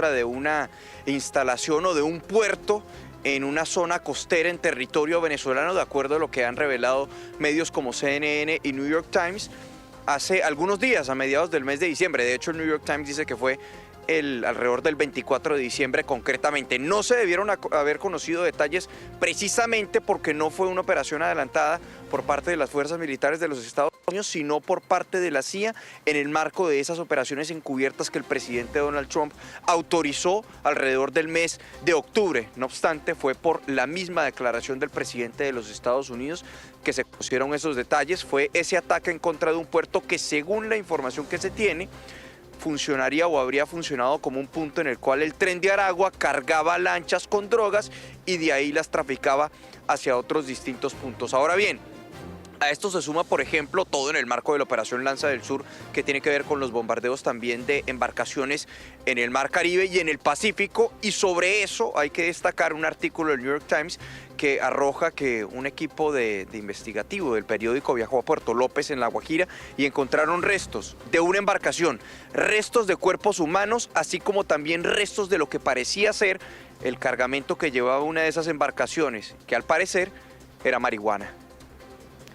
Juan Camilo, gracias. Y en otras noticias, una avalancha en los Pirineos españoles causó la muerte de 3 personas y dejó una herida. 6 deportistas que practicaban esquí de fondo fueron sorprendidos por el alud que se produjo en el Pico Tabalto y que además de matar 2 hombres y una mujer dejó a otra herida. 2 miembros del grupo lograron escapar y pedir ayuda. La Guardia Civil desplegó un operativo de rescate en la zona tras recibir el aviso de la emergencia. Y China elevó hoy la presión militar sobre Taiwán en el segundo y último día de las maniobras bautizadas como Misión Justicia 2025. Ejercicios de fuego real de largo alcance se ejecutaron al norte y al sur de la isla, con unidades de la Armada, la Fuerza Aérea y la Fuerza de Cohetes. Se desplegaron destructores, fragatas, cazas y bombardeos para ejecutar simulacros de ataque y asalto contra objetivos marítimos, así como operaciones antiaéreas y antisubmarinas. Y un incendio en una venta de juegos pirotécnicos en el mercado de San Pedro Sula, en Honduras, dejó cuantiosos daños. Más de 50 negocios fueron consumidos por las llamas, causando pérdidas millonarias. Por fortuna, la evacuación oportuna de las personas por parte de las autoridades permitió preservar la vida de las personas allí presentes. Fue necesaria la colaboración de equipos de rescate de otras ciudades para mitigar las poderosas llamas en uno de los mercados más poblados de la zona. Y después de más de 400 años de trayectoria llevando cartas de millones de personas a las casas en Dinamarca, la empresa encargada de los servicios postales cerrará sus puertas a uno de sus servicios tradicionales. Uno de los servicios postales más antiguos del mundo le dice adiós a las cartas. Se trata del estatal danés PostNord, fundado en 1624, que con un emotivo video decidieron despedirse de lo que tanto les alegró. La empresa, más allá de transmitir mensajes, repartía alegría, experiencias, esperanza y amor. Los más de 1.500 buzones ubicados a lo largo del país y que permanecieron en uso por más de 400 años irán desapareciendo poco a poco a partir de junio del próximo año. La decisión se debe a la disminución del 90% de envío de cartas desde el inicio de este siglo, cuando lograron romper su propio récord y despachar cerca de 1.500 millones de misivas. Los camiones de PostNord seguirán rodando por las calles, pero ahora se dedicarán exclusivamente al servicio de transporte de paquetes. A pesar de que no detendrán su operación, de los 2.200 trabajadores del servicio danés, 1.500 perderán sus empleos y los demás serán reubicados en otras áreas de la compañía. ¿Y recuerda usted a qué edad aprendió a resolver fracciones, potencias y otras operaciones matemáticas? En Lima, Perú, hay un niño que recibe clases de astrofísica y enseña este tipo de ecuaciones con apenas 6 años de edad. Beatriz Adriana habló con él y sus padres, quienes son migrantes venezolanos. Él es Jamerson García Osuna. Hola, Noticia Caracol. Apenas con sus 6 años de edad, Jamerson deja a todos impresionados con sus capacidades para resolver difíciles operaciones matemáticas. 2 veces 4, 4 por 4, igual a 16. Bueno, él hace suma, ya suma más grande ya. Y bueno, hace resta, hace ecuaciones, hace potencia también. Hace fracciones el niño. Y no solo eso, una profesora del Reino Unido vio sus redes sociales y ahora le da clases virtuales. ¿Qué quieres ser tú? Científico autónomo. ¿Qué te enseña? Astronomía, física, matemática. Que está aprendiendo ahorita en una academia que le están enseñando astrofísica, también está haciendo unas operaciones de matemática un poco más avanzada. Acaba de pasar a primer grado y aprendió las matemáticas desde los 2 años de edad. Él le gustaba era contar con ganchos de ropa, armar rompecabezas de 20, 30 piezas ya. Tiene videos en TikTok con más de 12 millones de reproducciones y cuenta con 340.000 seguidores. Y es que aunque todavía no pronuncia bien las palabras, sí que sabe sacar cuentas. Acá 150, acá 80. Su padre es pintor y su madre ama de casa. Por eso piden apoyo para que Jamerson tenga una beca y pueda estudiar en un colegio apto para él. Nos ayuden con Jay a una beca estudiantil, donde él pueda tener un colegio donde le puedan desarrollar más sus capacidades. Sin duda este niño es un pequeño genio que sueña con convertirse en astrofísico. Si quieres seguir su desarrollo, síguelo en sus redes sociales como Mila y Jay en Instagram y en TikTok. Ojalá reciba ese apoyo. 2 de la tarde, 8 minutos. En el plano nacional, el gobierno tiene pocas horas para definir el aumento de la unidad de pago por capitación, es decir, el dinero que se le traslada a la CPS para la atención de los pacientes. Nicole Buitrago, ¿qué se espera de esta reunión?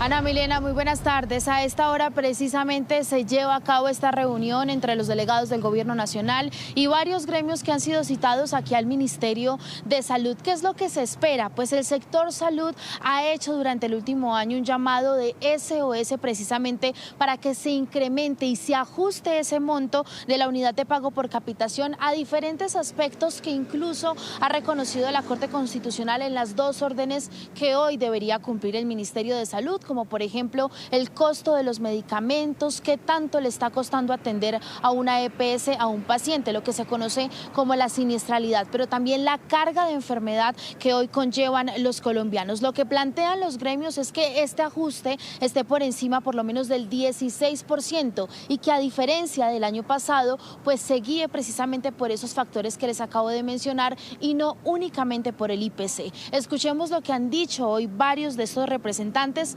antes de ingresar a esta reunión. A una mayor crisis humanitaria, a un mayor deterioro en la salud de los usuarios, de los pacientes, a una mayor pérdida de vidas. Yo creo que esta crisis humanitaria no se resuelve sino con un acuerdo humanitario. Nosotros desde la mesa de usuarios pedimos que cesen las hostilidades contra usuarios y pacientes. De no ser así, el 2026 será un año muy riesgoso en la operación de las instituciones prestadoras de salud de los hospitales. No podemos tener, por un lado, un incremento del salario mínimo muy superior a lo que se nos reconozca y pague por la prestación de los servicios de la población asegurada. Después de un llamado para que seamos coherentes con la red prestadora de servicios de salud y con el aseguramiento del país. En este momento recordemos que la unidad de pago por capitación está en un porcentaje cercano al 14%, es decir que las EPS están recibiendo 1.500.000 pesos para el régimen contributivo para atender durante los 365 días a cada paciente. La propuesta es que por lo menos incremente a 1.700.000 pesos. El Gobierno Nacional tiene hasta el día de mañana para emitir esta normativa. Amanecerá y veremos, como dice el dicho. Nicole, muchísimas gracias. 2 de la tarde, 10 minutos. La pólvora no es solo causante de quemaduras e intoxicaciones. Atentos, porque también puede producir problemas respiratorios y cardíacos. Doctora Fernanda, otra pata que le sale al gato. Buenas tardes. Una razón más para no usar pólvora. Alejandra, muy buenas tardes para todos. Miren, esta es una advertencia de la Asociación Colombiana de Neumología, porque pocos ven el riesgo, pero resulta que en el humo de la pólvora hay partículas muy finas que no alcanzamos a ver y precisamente por lo diminutas que son, pueden llegar muy lejos en el cuerpo. Pasan al pulmón, al flujo sanguíneo y así incluso a órganos como el corazón. Entonces, inhalar este humo y todas las sustancias que tiene, como metales pesados y gases irritantes, puede causar bronquitis, crisis asmáticas, infecciones respiratorias e incluso infartos cardíacos.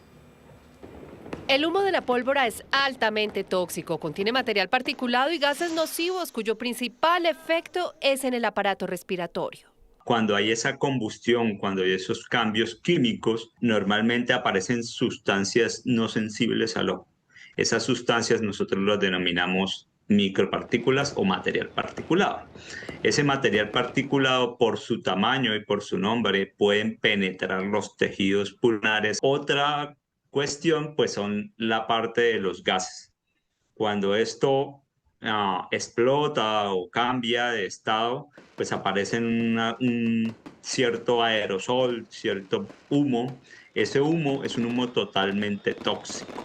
Estos se concentran, si esas son la nube que nosotros vemos cuando esto estalla o se cambia, y pues eso lo podemos respirar perfectamente porque llega a quedar en el ambiente hasta 3 días. Investigaciones hechas en países como China, Israel y Estados Unidos muestran cómo con la pólvora se altera de manera significativa la calidad del aire. Se han demostrado que el material particulado y los gases tóxicos se pueden incrementar hasta 30 veces más de lo normal utilizando diferentes tipos de sensores. Esto pues hace que las personas que tengan enfermedades pulmonares crónicas se exacerben mucho más de lo normal. Y pues no solo hablando de la parte respiratoria, sabemos que el material particulado o el material fino incrementa la tasa de enfermedades cardiovasculares, o sea, las tasas de infarto, las tasas de enfermedades cerebrovasculares son mucho más frecuentes durante estas épocas. La exposición a este humo produce síntomas como tos, picazón de nariz y garganta y dificultad para respirar, manifestaciones que pueden ser especialmente graves en ciertas personas. Estamos hablando de niños menores de 5 años y adultos mayores de 65 años.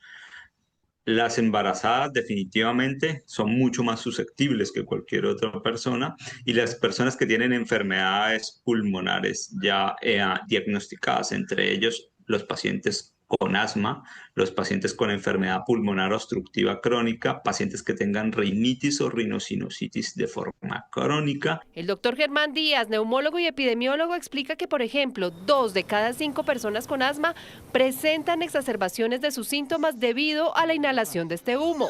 Por eso, aunque la recomendación es evitar el uso de pólvora, algunas medidas pueden reducir la exposición. Medios de protección, tapabocas, sobre todo N95, porque son los que disminuyen el tránsito de material particulado a la vía aérea superior. También lugares pues bien ventilados y hidratarse muy bien. Por supuesto, ante la persistencia y deterioro de los síntomas o la presencia de otras manifestaciones que sugieran complicaciones, por ejemplo de tipo cardíaco como palpitaciones o dolor en el pecho, consultar. No olvidemos que estos efectos tóxicos del humo de la pólvora no son exclusivos para las personas, también afectan a las mascotas. Así que, repito, tenemos razones de sobra para no usar pólvora. Feliz tarde, Alejandra, Ana Milena. Usted lo dijo, doctora, de sobra. Eso. Sí. 2 de la tarde, 35 minutos. Las autoridades de salud a nivel nacional y del Tolima hicieron un llamado a turistas y habitantes de la región para que se vacunen contra la fiebre amarilla, pues en varios municipios se han vuelto a presentar nuevos contagios. El llamado de atención lo hizo el viceministro de Salud, quien invitó a turistas y habitantes de departamentos como Tolima y Huila a no bajar la guardia y vacunarse contra la fiebre amarilla antes de viajar a estas zonas. Estas medidas son estar vacunados 10 días antes de ingresar a la zona de exposición. 2, utilizar las medidas protectoras clásicas como el toldillo, como el repelente, como las prendas de manga larga.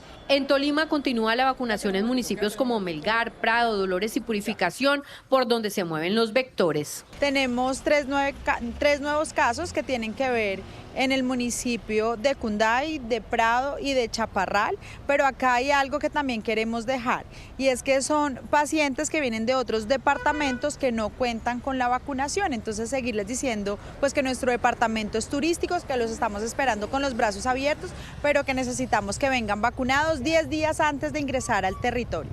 Recuerde que niños y adultos deben vacunarse. Estamos vacunando en el departamento del Tolima, pero pues en las otras zonas de Colombia, de 9 meses hasta 59 años de edad.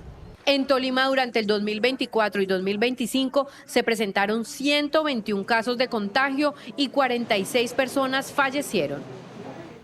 Los colombianos cada vez se casan menos, según un reporte de la Superintendencia de Notariado y Registro, pero al mismo tiempo también ha disminuido el número de divorcios. ¿Qué está pasando y qué piensa la gente? Rocío Franco nos lo cuenta en el siguiente informe. En Colombia son divididas las opiniones sobre el matrimonio. Vivimos como con una máscara, incluso ante nosotros mismos.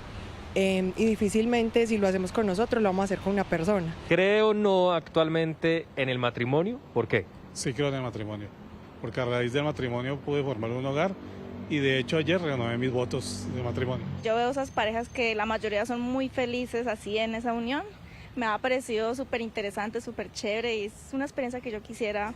Este año la realidad es que el matrimonio se redujo, según las cifras de la Superintendencia de Notariado y Registro. En el año 2024 se casaron aproximadamente 59.000 parejas heterosexuales y en el año 2025 55.000. Es una disminución enorme en relación con el tema porque es más informalidad. En cuanto al divorcio, este se redujo en 1.9%, pero quizás la reducción significativa fue del matrimonio de parejas del mismo sexo. Disminuyó en un 20% la cantidad de matrimonios de parejas del mismo sexo y también disminuyeron los divorcios en menor proporción. La conformación de nuevas familias que incluso no son a veces reconocidas por la misma ley. En materia de costos de un divorcio, según el superintendente, más que lo que hay que pagar por una separación, las personas piensan en las mascotas más que en los bienes. No son solo los bienes materiales, también hay mascotas que juegan un papel importante en los divorcios, porque tienen también unos derechos que empiezan a jugar y empiezan a pesar bastante en las decisiones de los divorcios. Para la superintendencia, la formalización de los matrimonios y del divorcio son precarias en Colombia por falta de acceso. En el país solo hay 920 notarías y están concentrados en las regiones más poderosas, en los Andes, en las ciudades, algunas ciudades de la costa y por supuesto en el Pacífico, en una ciudad del Pacífico que es Cali. Entonces esa falta de institucionalidad pues lo que lleva es que la gente tenga menos acceso al derecho, a la seguridad jurídica que le da precisamente un matrimonio o el derecho también a divorciarse. Para la superintendencia, en el 2026 podrían aumentar los divorcios a partir de la norma que permite las separaciones unilaterales.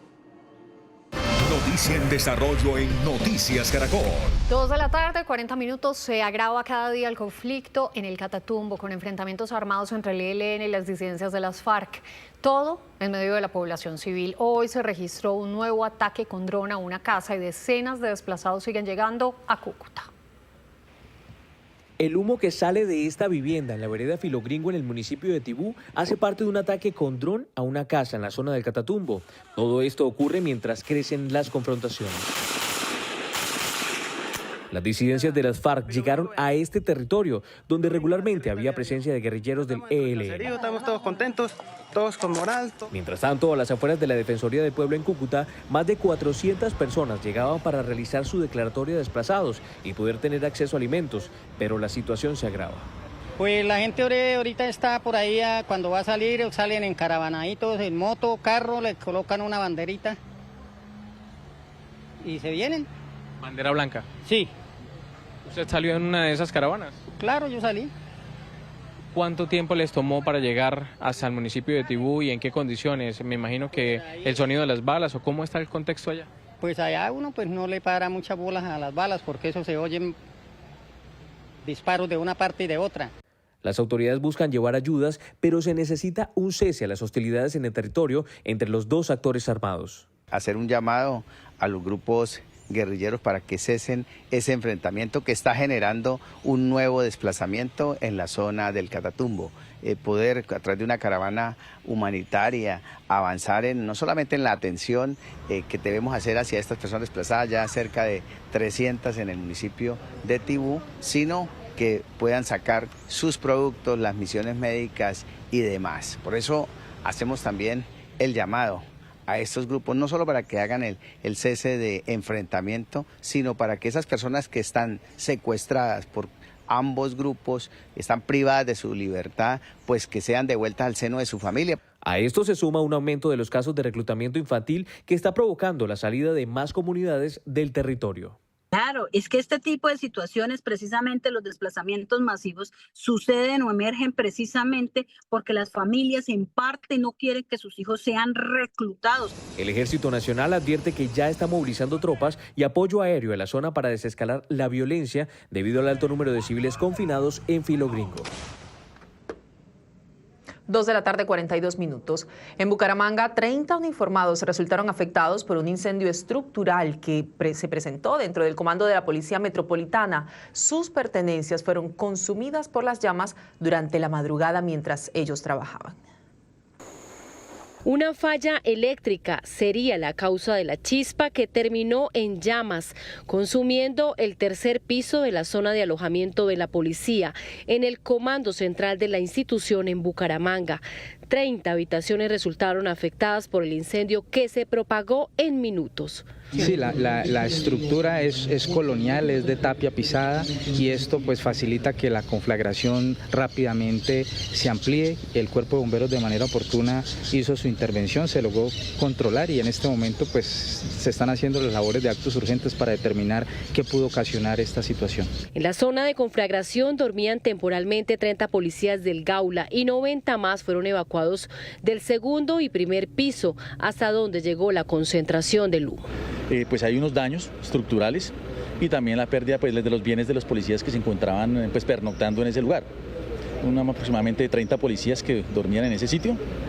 Pues gracias a Dios pues no tuvimos ninguna novedad en cuanto a personas lesionadas. Por prevención, las autoridades del riesgo suspendieron el acceso a la zona de alojamiento donde se registró la emergencia, mientras se verifica su estado actual. Se debe hacer por parte de un ingeniero estructural una valoración técnica de la estructura con el propósito de revisar cómo se encuentra y sobre esa base determinar si es habitable o no. La policía brindó dormitorios temporales para los uniformados afectados y el CTI investiga las causas del incendio. Ojo a esta información, si usted cambió de lugar de residencia, aún está a tiempo de actualizar su puesto de votación. Para ello, la Registraduría Nacional dispuso varias estrategias. En Cali, por ejemplo, hay puntos de inscripción móviles en centros comerciales y otros lugares de la ciudad. Este es uno de los casi 400 puntos de inscripción móviles habilitados por la registraduría en todo el país para que aquellos ciudadanos que cambiaron de domicilio, no votan hace mucho tiempo o regresaron a Colombia puedan cambiar su lugar de votación. Estamos llevando puntos de inscripción móviles a diferentes lugares, centros comerciales, zonas industriales, parques y demás, de manera que no tengan que ir hasta la registraduría, sino que fácilmente ubiquen lugares como estos. Son estrategias para garantizar el ejercicio del derecho al voto, reducir el abstencionismo y fortalecer la democracia. El trámite dura 5 minutos y solo debe presentarse documento de identidad. Maravilloso, porque creo que es un derecho, pero también es un deber que tenemos todos los colombianos. Entonces el poder cambiar el puesto de votación es un tema de responsabilidad. Recuerde que este proceso se realiza por la proximidad de las elecciones del 2026, en las que se prevé voten más de 20 millones de colombianos. Aquellos que se inscriban para votar antes del 8 de enero podrán votar para las elecciones de Congreso y de Presidencia, y que lo hagan entre el 8 de enero y el 31 de marzo, que es la última fecha, solo podrán votar para Presidencia.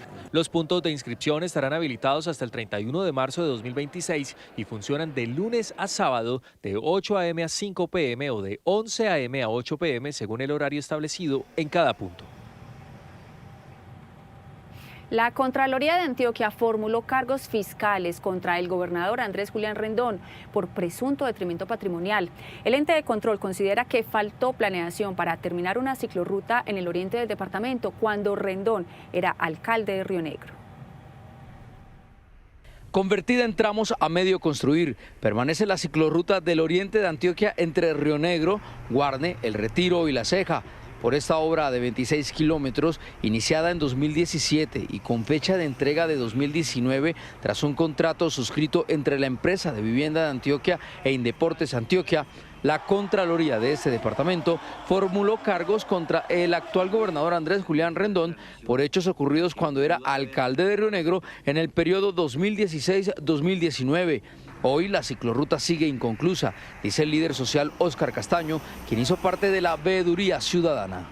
Este es un hecho más de los que hemos denunciado y de los que tiene conocimiento los entes de control. En buena hora que la Contraloría General de Antioquia se manifiesta frente a estos temas. Según la Contraloría, por esta obra se suscribió un contrato de 34.458 millones de pesos, de los cuales se alcanzaron a desembolsar 26.186 millones. A pesar de los recursos, el ente de control advirtió que faltó planeación y hubo debilidades en la etapa precontractual que ocasionaron la firma de varios convenios que nunca cumplieron con el objeto de la obra, la cual habría estado planificada incluso en predios que no habían sido adquiridos. La Contraloría formuló cargos por un posible detrimento patrimonial superior a los 26.000 millones de pesos. El gobernador respondió y asegura que este proceso tiene tintes políticos. Esta es una actuación inusitada, a menos de 3 días para que la actual Contralora deje su cargo. Es evidente el tinte político que la acompaña. Lo hace a última hora y sin competencia para ello, extralimitándose en sus funciones. Por esta razón, en este proceso se ha solicitado la nulidad. Los puntos críticos de las ciclorrutas están contratados por esta administración. La razón de este desesperado accionar, a la Contraloría saliente le negaron la creación y nombramiento de cerca de 200 cargos. Ante esto, la Contraloría emitió un comunicado en donde advirtió que el proceso no es reciente, detallando que su apertura es desde el 2022, lo que desvirtúa, agregó, cualquier señalamiento de improvisación o persecución. Además del gobernador, la Contraloría también formuló cargos en contra del gerente de la empresa de vivienda de Antioquia, Rodrigo Hernández, un exgerente de Indeportes Antioquia, 7 exfuncionarios de esta misma entidad, una firma contratista y una aseguradora internacional. 2:49 minutos, se destraba uno de los proyectos más importantes en materia de movilidad para Cundinamarca. Se trata de la Troncal de los Andes. Juan Andrés Beltrán, ¿dónde está ubicado el proyecto y cuándo estaría listo? Hola. Buenas tardes. Mire, exactamente a mi espalda ustedes pueden ver la conexión entre Chía y Cota. Esta es una de las vías casi que obligadas para los vehículos que vienen desde el norte del país y para evitar ingresar a la capital pasan por esta zona para tomar la autopista hacia Medellín y la zona del occidente. Por eso, para destrabar toda la congestión que se genera dentro del municipio, nació ya hace 8 años esta Troncal de los Andes, que nace en este punto y termina exactamente sobre la autopista norte y que sirve no solamente para que los vehículos no ingresen a la ciudad, sino también para aquellos que vienen de Bogotá hacia Chía y viceversa tengan un tráfico más rápido. Sin embargo, ha habido muchos problemas. Ayer la Agencia Nacional de Licencias Ambientales le dio viabilidad ambiental y se prevé que aproximadamente dentro de un año esté lista para entrar en funcionamiento. Este es el trazado de la Troncal de los Andes, una vía de 3.4 kilómetros que conecta a Chía con la autopista norte y que busca mejorar la movilidad en este municipio. Es imposible que Chía es el segundo municipio más importante de Cundinamarca y no tiene una salida, sino la avenida principal, que es una vía urbana que está operando las dos concesiones, la nacional y la departamental. Al proyecto que inició en 2017 le fue suspendida la licencia ambiental, luego de que el Tribunal de Cundinamarca impusiera una medida cautelar debido a que un ciudadano alegó que pasaría sobre un humedal. Después de 8 años de discusiones y litigios, este lunes la Autoridad de Licencias Ambientales, ANLA, dio viabilidad a la modificación de la licencia que incluye un desvío en el trazado, que es aproximadamente 1 kilómetro de los 3.4, porque los restantes 2.5, aproximadamente 2.2, ya están terminados. El puente está para izarlo sobre el río Bogotá. Y más o menos lo que yo charlé ayer vía telefónica con el gerente de la concesión es que aproximadamente ellos calculan entre año y año y medio. Y es que hoy por Chía atraviesan miles de vehículos de carga que van desde el norte del país hacia la vía Medellín, generando gigantescos trancones. No, sería genial, porque descongestionaría bastante. Y pues además de eso, pues digamos que si la implementan bien, pues digamos que es un fácil acceso hacia Bogotá y de Bogotá hacia acá. Uy, muy importante porque acá las salidas se nos congestionan a la tarde y en la mañana. Y esto nos ayuda para descongestionar todo este sector para que los camiones sigan su curso por fuera de la ciudad y no cojan los semáforos que hay allá al fondo. Acá en Chía en horas pico y así, por ejemplo, festivos, esto es increíble. Mire, ahí nomás se puede dar cuenta que te pierde el trancón y este puente ayudaría muchísimo. Los decibeles y las emisiones sobrepasan las normales sobre la avenida Pradilla. La avenida Pradilla entre Centro Chía y el cruce de la Variante es una vía de 800 metros que normalmente uno la recorrería en 2-3 minutos y muchas veces duramos hasta 40 minutos. Una vez quede en firme la decisión, la administración municipal estima que a más tardar en 1 año y medio entraría en operación la tan anhelada Troncal de los Andes. Mire, de los 3,5 kilómetros que tiene este recorrido, ya cerca de 2,5 ya están adelantados, por lo que prevén que los 4 carriles de esta vía, que promete ser una solución a la movilidad para los trancones que se presentan en el municipio, pues esté a tiempo y pueda mejorar la vida de los habitantes de esta zona de Cundinamarca. Y que sea cuanto antes, Juan Andrés. Gracias. A las 2:52 nos vamos para el Pacífico, porque hoy es el último día de la Feria de Cali, que cierra con múltiples eventos y un balance positivo de asistencia. Valentina Gallego, ¿qué están disfrutando los caleños y los turistas en estas últimas horas de feria? Lucía, televidentes, buenas tardes. Se nos está acabando la feria en su versión número 68, pero la agenda sigue activa. Tome nota porque todavía hay planes para este último día. Disfrutar de las casetas con los amigos. Tenemos todavía el encuentro de melómanos y coleccionistas y un gran concierto esperado por todos los caleños. Grupo Nietzsche en la calle de la feria, gratis para los turistas, para los caleños, para todos los que se encuentran en la ciudad en este momento. Y sobre todo disfrutar también, les doy el dato del alumbrado navideño, porque el último día es mañana, 31 de diciembre. La calle de la feria, ubicada sobre la calle 25, será el lugar donde el Grupo Nietzsche, Guayacán Orquesta y otras agrupaciones musicales pondrán fin a la edición 68 de la Feria de Cali. Vamos a tener después a Los Traviesos, seguimos con Canela, luego Jimmy Sa y vamos a cerrar con Guayacán. Entonces, digamos que es el evento de cierre. De manera paralela, pues vamos a estar con los 6 eventos de la Feria Rural y Comunera que vamos a tener en la ciudad. Casetas que vamos a estar en Mariano Ramos y vamos a estar cerrando también en Boulevard de Oriente. Paralelamente, el Festival de Melómanos y Coleccionistas también llegará a su fin. Se prevé que miles de asistentes hagan parte de esta fiesta gratuita. La primera vez en la feria venimos desde Medellín, muy chévere, muy organizado todo, mucho ambiente, la comida deliciosa, estamos muy contentos. Espectacular. Espectacular, es lo mejor de Cali. Que todos vengan, que se animen, que hay muchos eventos todos los días y ya pues que es el último día, espero que sea el mejor. Hoy es el fin de la feria, pero Cali seguirá bailando a ritmo de timbales y celebrando con orgullo el éxito de una nueva versión de su feria y calentando motores para su próxima edición. Conocimos ya cifras preliminares del impacto tan grande que ha tenido la feria en su versión número 68. Sin embargo, las autoridades nos advirtieron que esas cifras pueden aumentar. 88% de ocupación hotelera, alrededor de 105.000 visitantes y alrededor de 30.000 personas diarias disfrutaron de estos 4 desfiles. Sin duda, Cali se posicionó nuevamente frente al mundo como una ciudad cultural. Tenemos un acumulado de 90.000 visitantes, de estos son internacionales 9.700, nacionales 34.000 e internos 45.000 visitantes. En términos económicos, el evento ha generado ingresos turísticos estimados en $10.2 millones, beneficiando directamente a sectores como la hotelería, gastronomía, transporte, comercio, operadores turísticos. La ciudad se movilizó por completo durante estos 6 días, pero también lo que nos dijeron hace muy poco desde la terminal de transportes es que van a llegar varias personas a disfrutar de la cena de fin de año el día de mañana, es decir, que el último día lo van a disfrutar de la feria, que esas cifras pueden aumentar y sobre todo hablamos con los turistas, los extranjeros que quedaron enamorados de la capital vallecaucano y cuentan para que sigan disfrutando de esta feria en su versión número 68.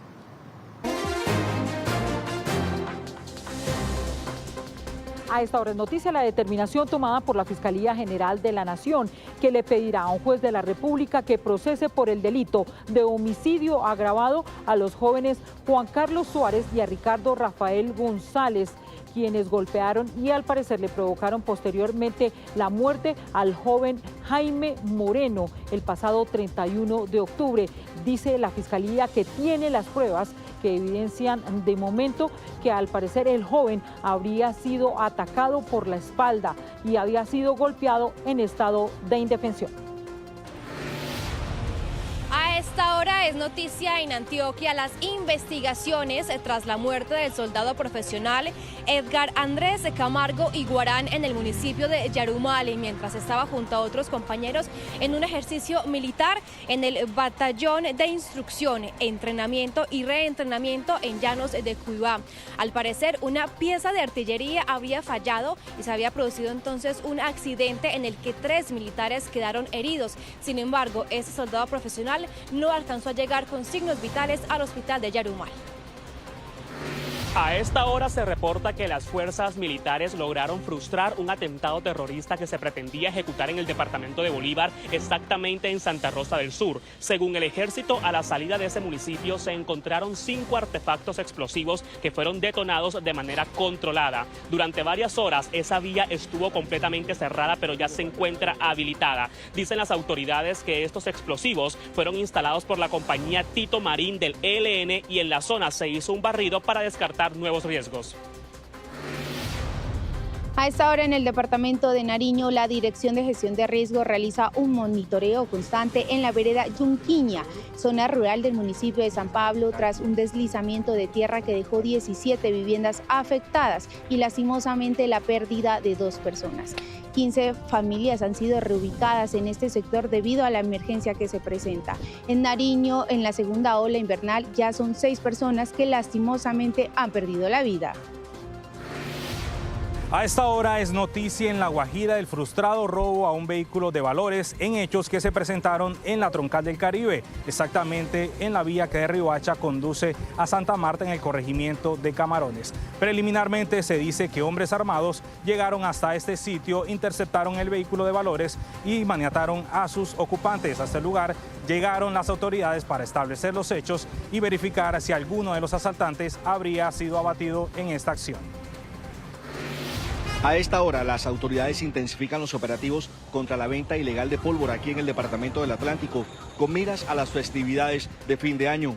Desde la gobernación anuncian fuertes sanciones contra los padres de familia y adultos responsables de los niños que resulten afectados con pólvora. Se habla de sanciones económicas severas hasta la pérdida de custodia del menor. En lo que va del mes de diciembre se reportan 85 casos de personas afectadas con pólvora en todo el departamento del Atlántico, incluyendo la ciudad de Barranquilla, de las cuales 24 son menores de edad.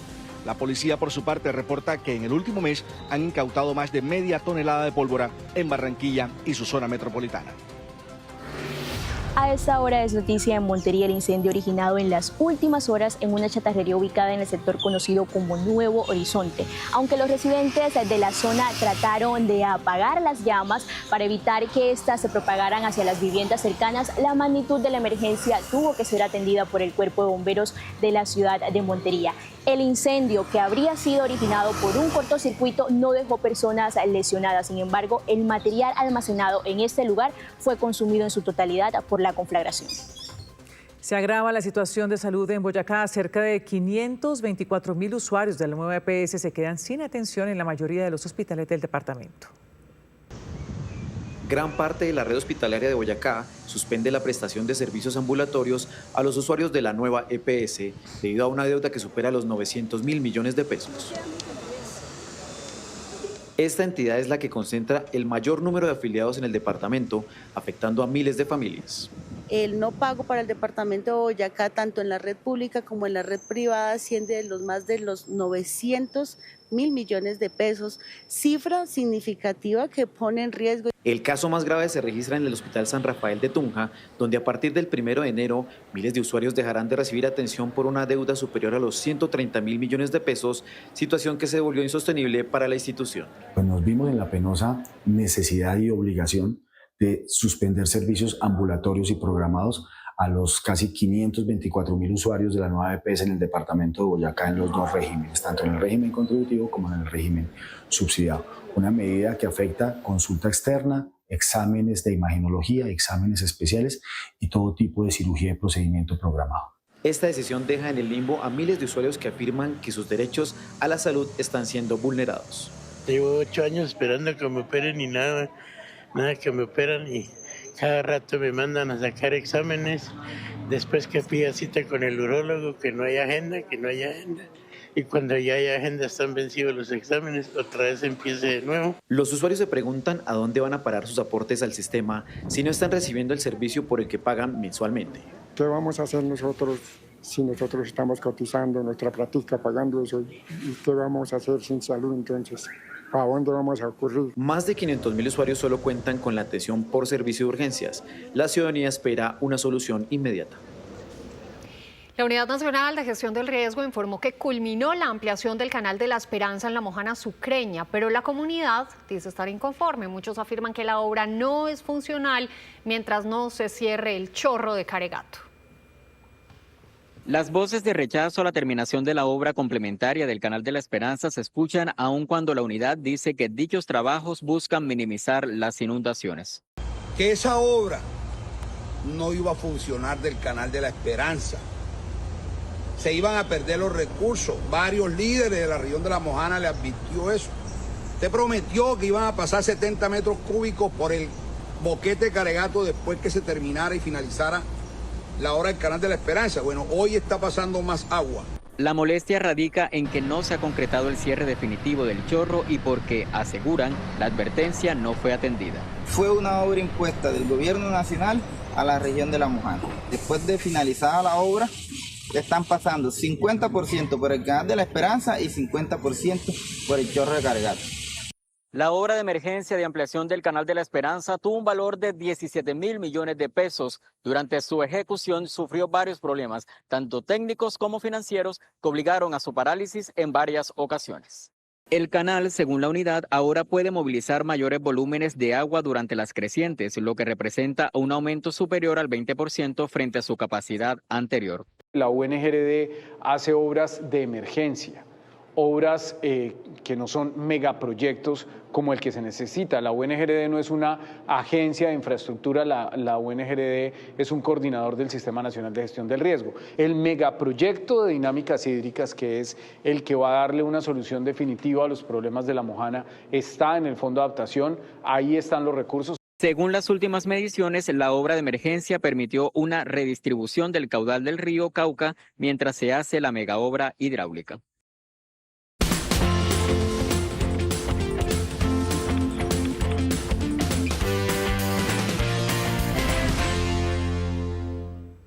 Barranquilla se prepara para despedir el 2025 en sus principales atractivos turísticos. La Puerta de Oro del Caribe tiene listos espectáculos de luces y una amplia oferta gastronómica para quienes quieran recibir el nuevo año en la capital del Atlántico.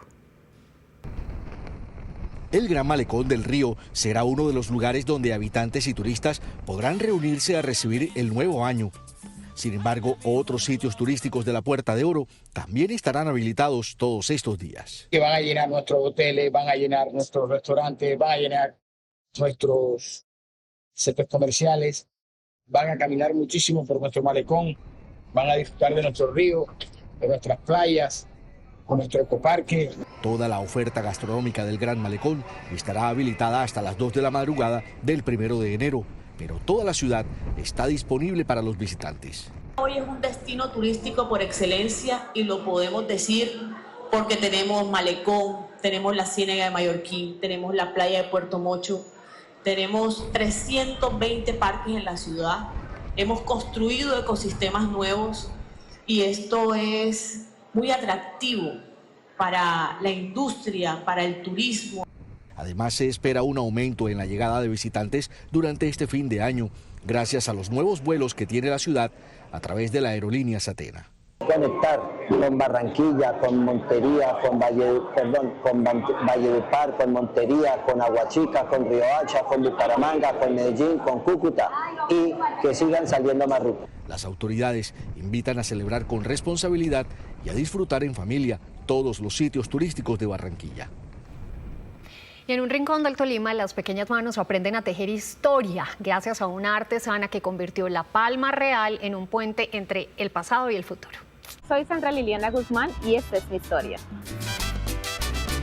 Como artesana del Guamo Tolima rescata y preserva la herencia cultural, enseñando a los niños el tejido de la hoja de la palma real. La Escuela Semillero Cultural promueve el nombre de su pueblo y raíces ancestrales a través de artesanías hechas con materiales nativos, fomentando el arraigo por costumbres autóctonas. Para nosotros los niños es muy importante aprender de este arte, porque así rescatamos nuestras tradiciones y aprovechamos nuestro tiempo libre. El proceso de obtención de la materia prima se convierte en un ritual que involucra a miembros de familias dedicadas exclusivamente a este tradicional oficio, que anualmente les deja unos 250 millones de pesos a toda la población. Ese proceso viene del campo. Allá nos enseñaron a bajar la palma, sancocharla, blanquearla, rajarla y tejerla. A mí me gusta tejer porque en el pueblo hay hartas personas que tejen y hacen abanicos, sombreros, y yo me hice este porque quiero ser parte de la tradición. El proceso para la elaboración de un sombrero desde el momento en que la recogemos la palma hasta la finalización del producto es entre 15 días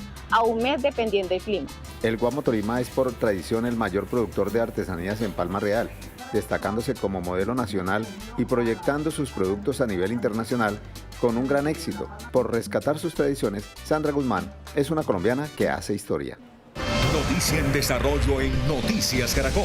A las 3 de la tarde, 26 minutos, volvemos con la noticia de la reunión para definir un posible incremento de la UPC, es decir, el valor en promedio que reciben las CPS por cada usuario. Nicole Buitrago, ¿hay una decisión ya? Ana Milena, buenas tardes. Acaba de terminar esta reunión entre el Ministerio de Salud y los representantes del sector de la salud y se generan dos noticias. La primera tiene que ver con las órdenes de la Corte Constitucional en donde se le pedía al Ministerio de Salud ajustar ese valor de la unidad de pago por capitación de los años anteriores, desde el 2021 y hasta el 2025. Pues lo que dice el Ministerio es que en esta reunión no hubo un acuerdo para lograr ese ajuste y ratifica que la unidad de pago por capitación habría sido suficiente durante esos años, es decir, no habrá un incremento o un ajuste desde el 2021 hacia el 2024. Lo que dice el Ministerio respecto a este año 2025, cuando la UPC fue del 5.36% únicamente, es que tienen 3 meses más para tomar decisiones sobre lo que ya se pagó durante este año en atenciones en salud. Escuchemos. El Ministerio está cumpliendo la orden de manera textual, ¿cierto? La Corte Constitucional dice, acuerden una cifra de UPC, y no hubo acuerdo. Es que como no hubo acuerdo, llevamos todos esos insumos a la Comisión Asesora para ver si, y ahí obviamente pues con todas las evidencias que nos aportaron los diferentes actores. Bueno, la conclusión del Ministerio de Salud, más no la conclusión de la mesa, es que la UPC ha sido suficiente por los años anteriores, que no procede el ajuste, como lo dijo la Corte Constitucional. Repito, es la conclusión del Ministerio, no se han acogido las observaciones que se hicieron desde los diferentes agentes. De eso dejamos hoy testimonio las aseguradoras, pero sobre todo los pacientes. Volveremos a la Corte Constitucional. Eso respecto a los años anteriores. ¿Qué va a pasar en las próximas horas? Pues el Ministerio de Salud deberá emitir la normativa en donde va a fijar esa unidad de pago por capitación, pero para el año 2026. Recordemos que los gremios han advertido que si no es superior ese incremento al 16%, esta crisis financiera se va a agudizar y por supuesto se va a deteriorar las atenciones médicas de millones de colombianos. Exacto, y por eso esa noticia de que no hubo acuerdo es tan preocupante en este momento. Nicole, muchísimas gracias y a ustedes también gracias por su sintonía. Estas fueron las noticias. A las 7 de la noche los esperamos en una nueva edición informativa, pero pueden seguir conectadísimos con los hechos del día a partir de este momento en la señal digital de Noticias Caracol, en nuestras plataformas digitales. En el canal Caracol ya viene Tormenta de Pasiones. Esto es Noticias Caracol, primero la gente. Chao, chao, feliz tarde.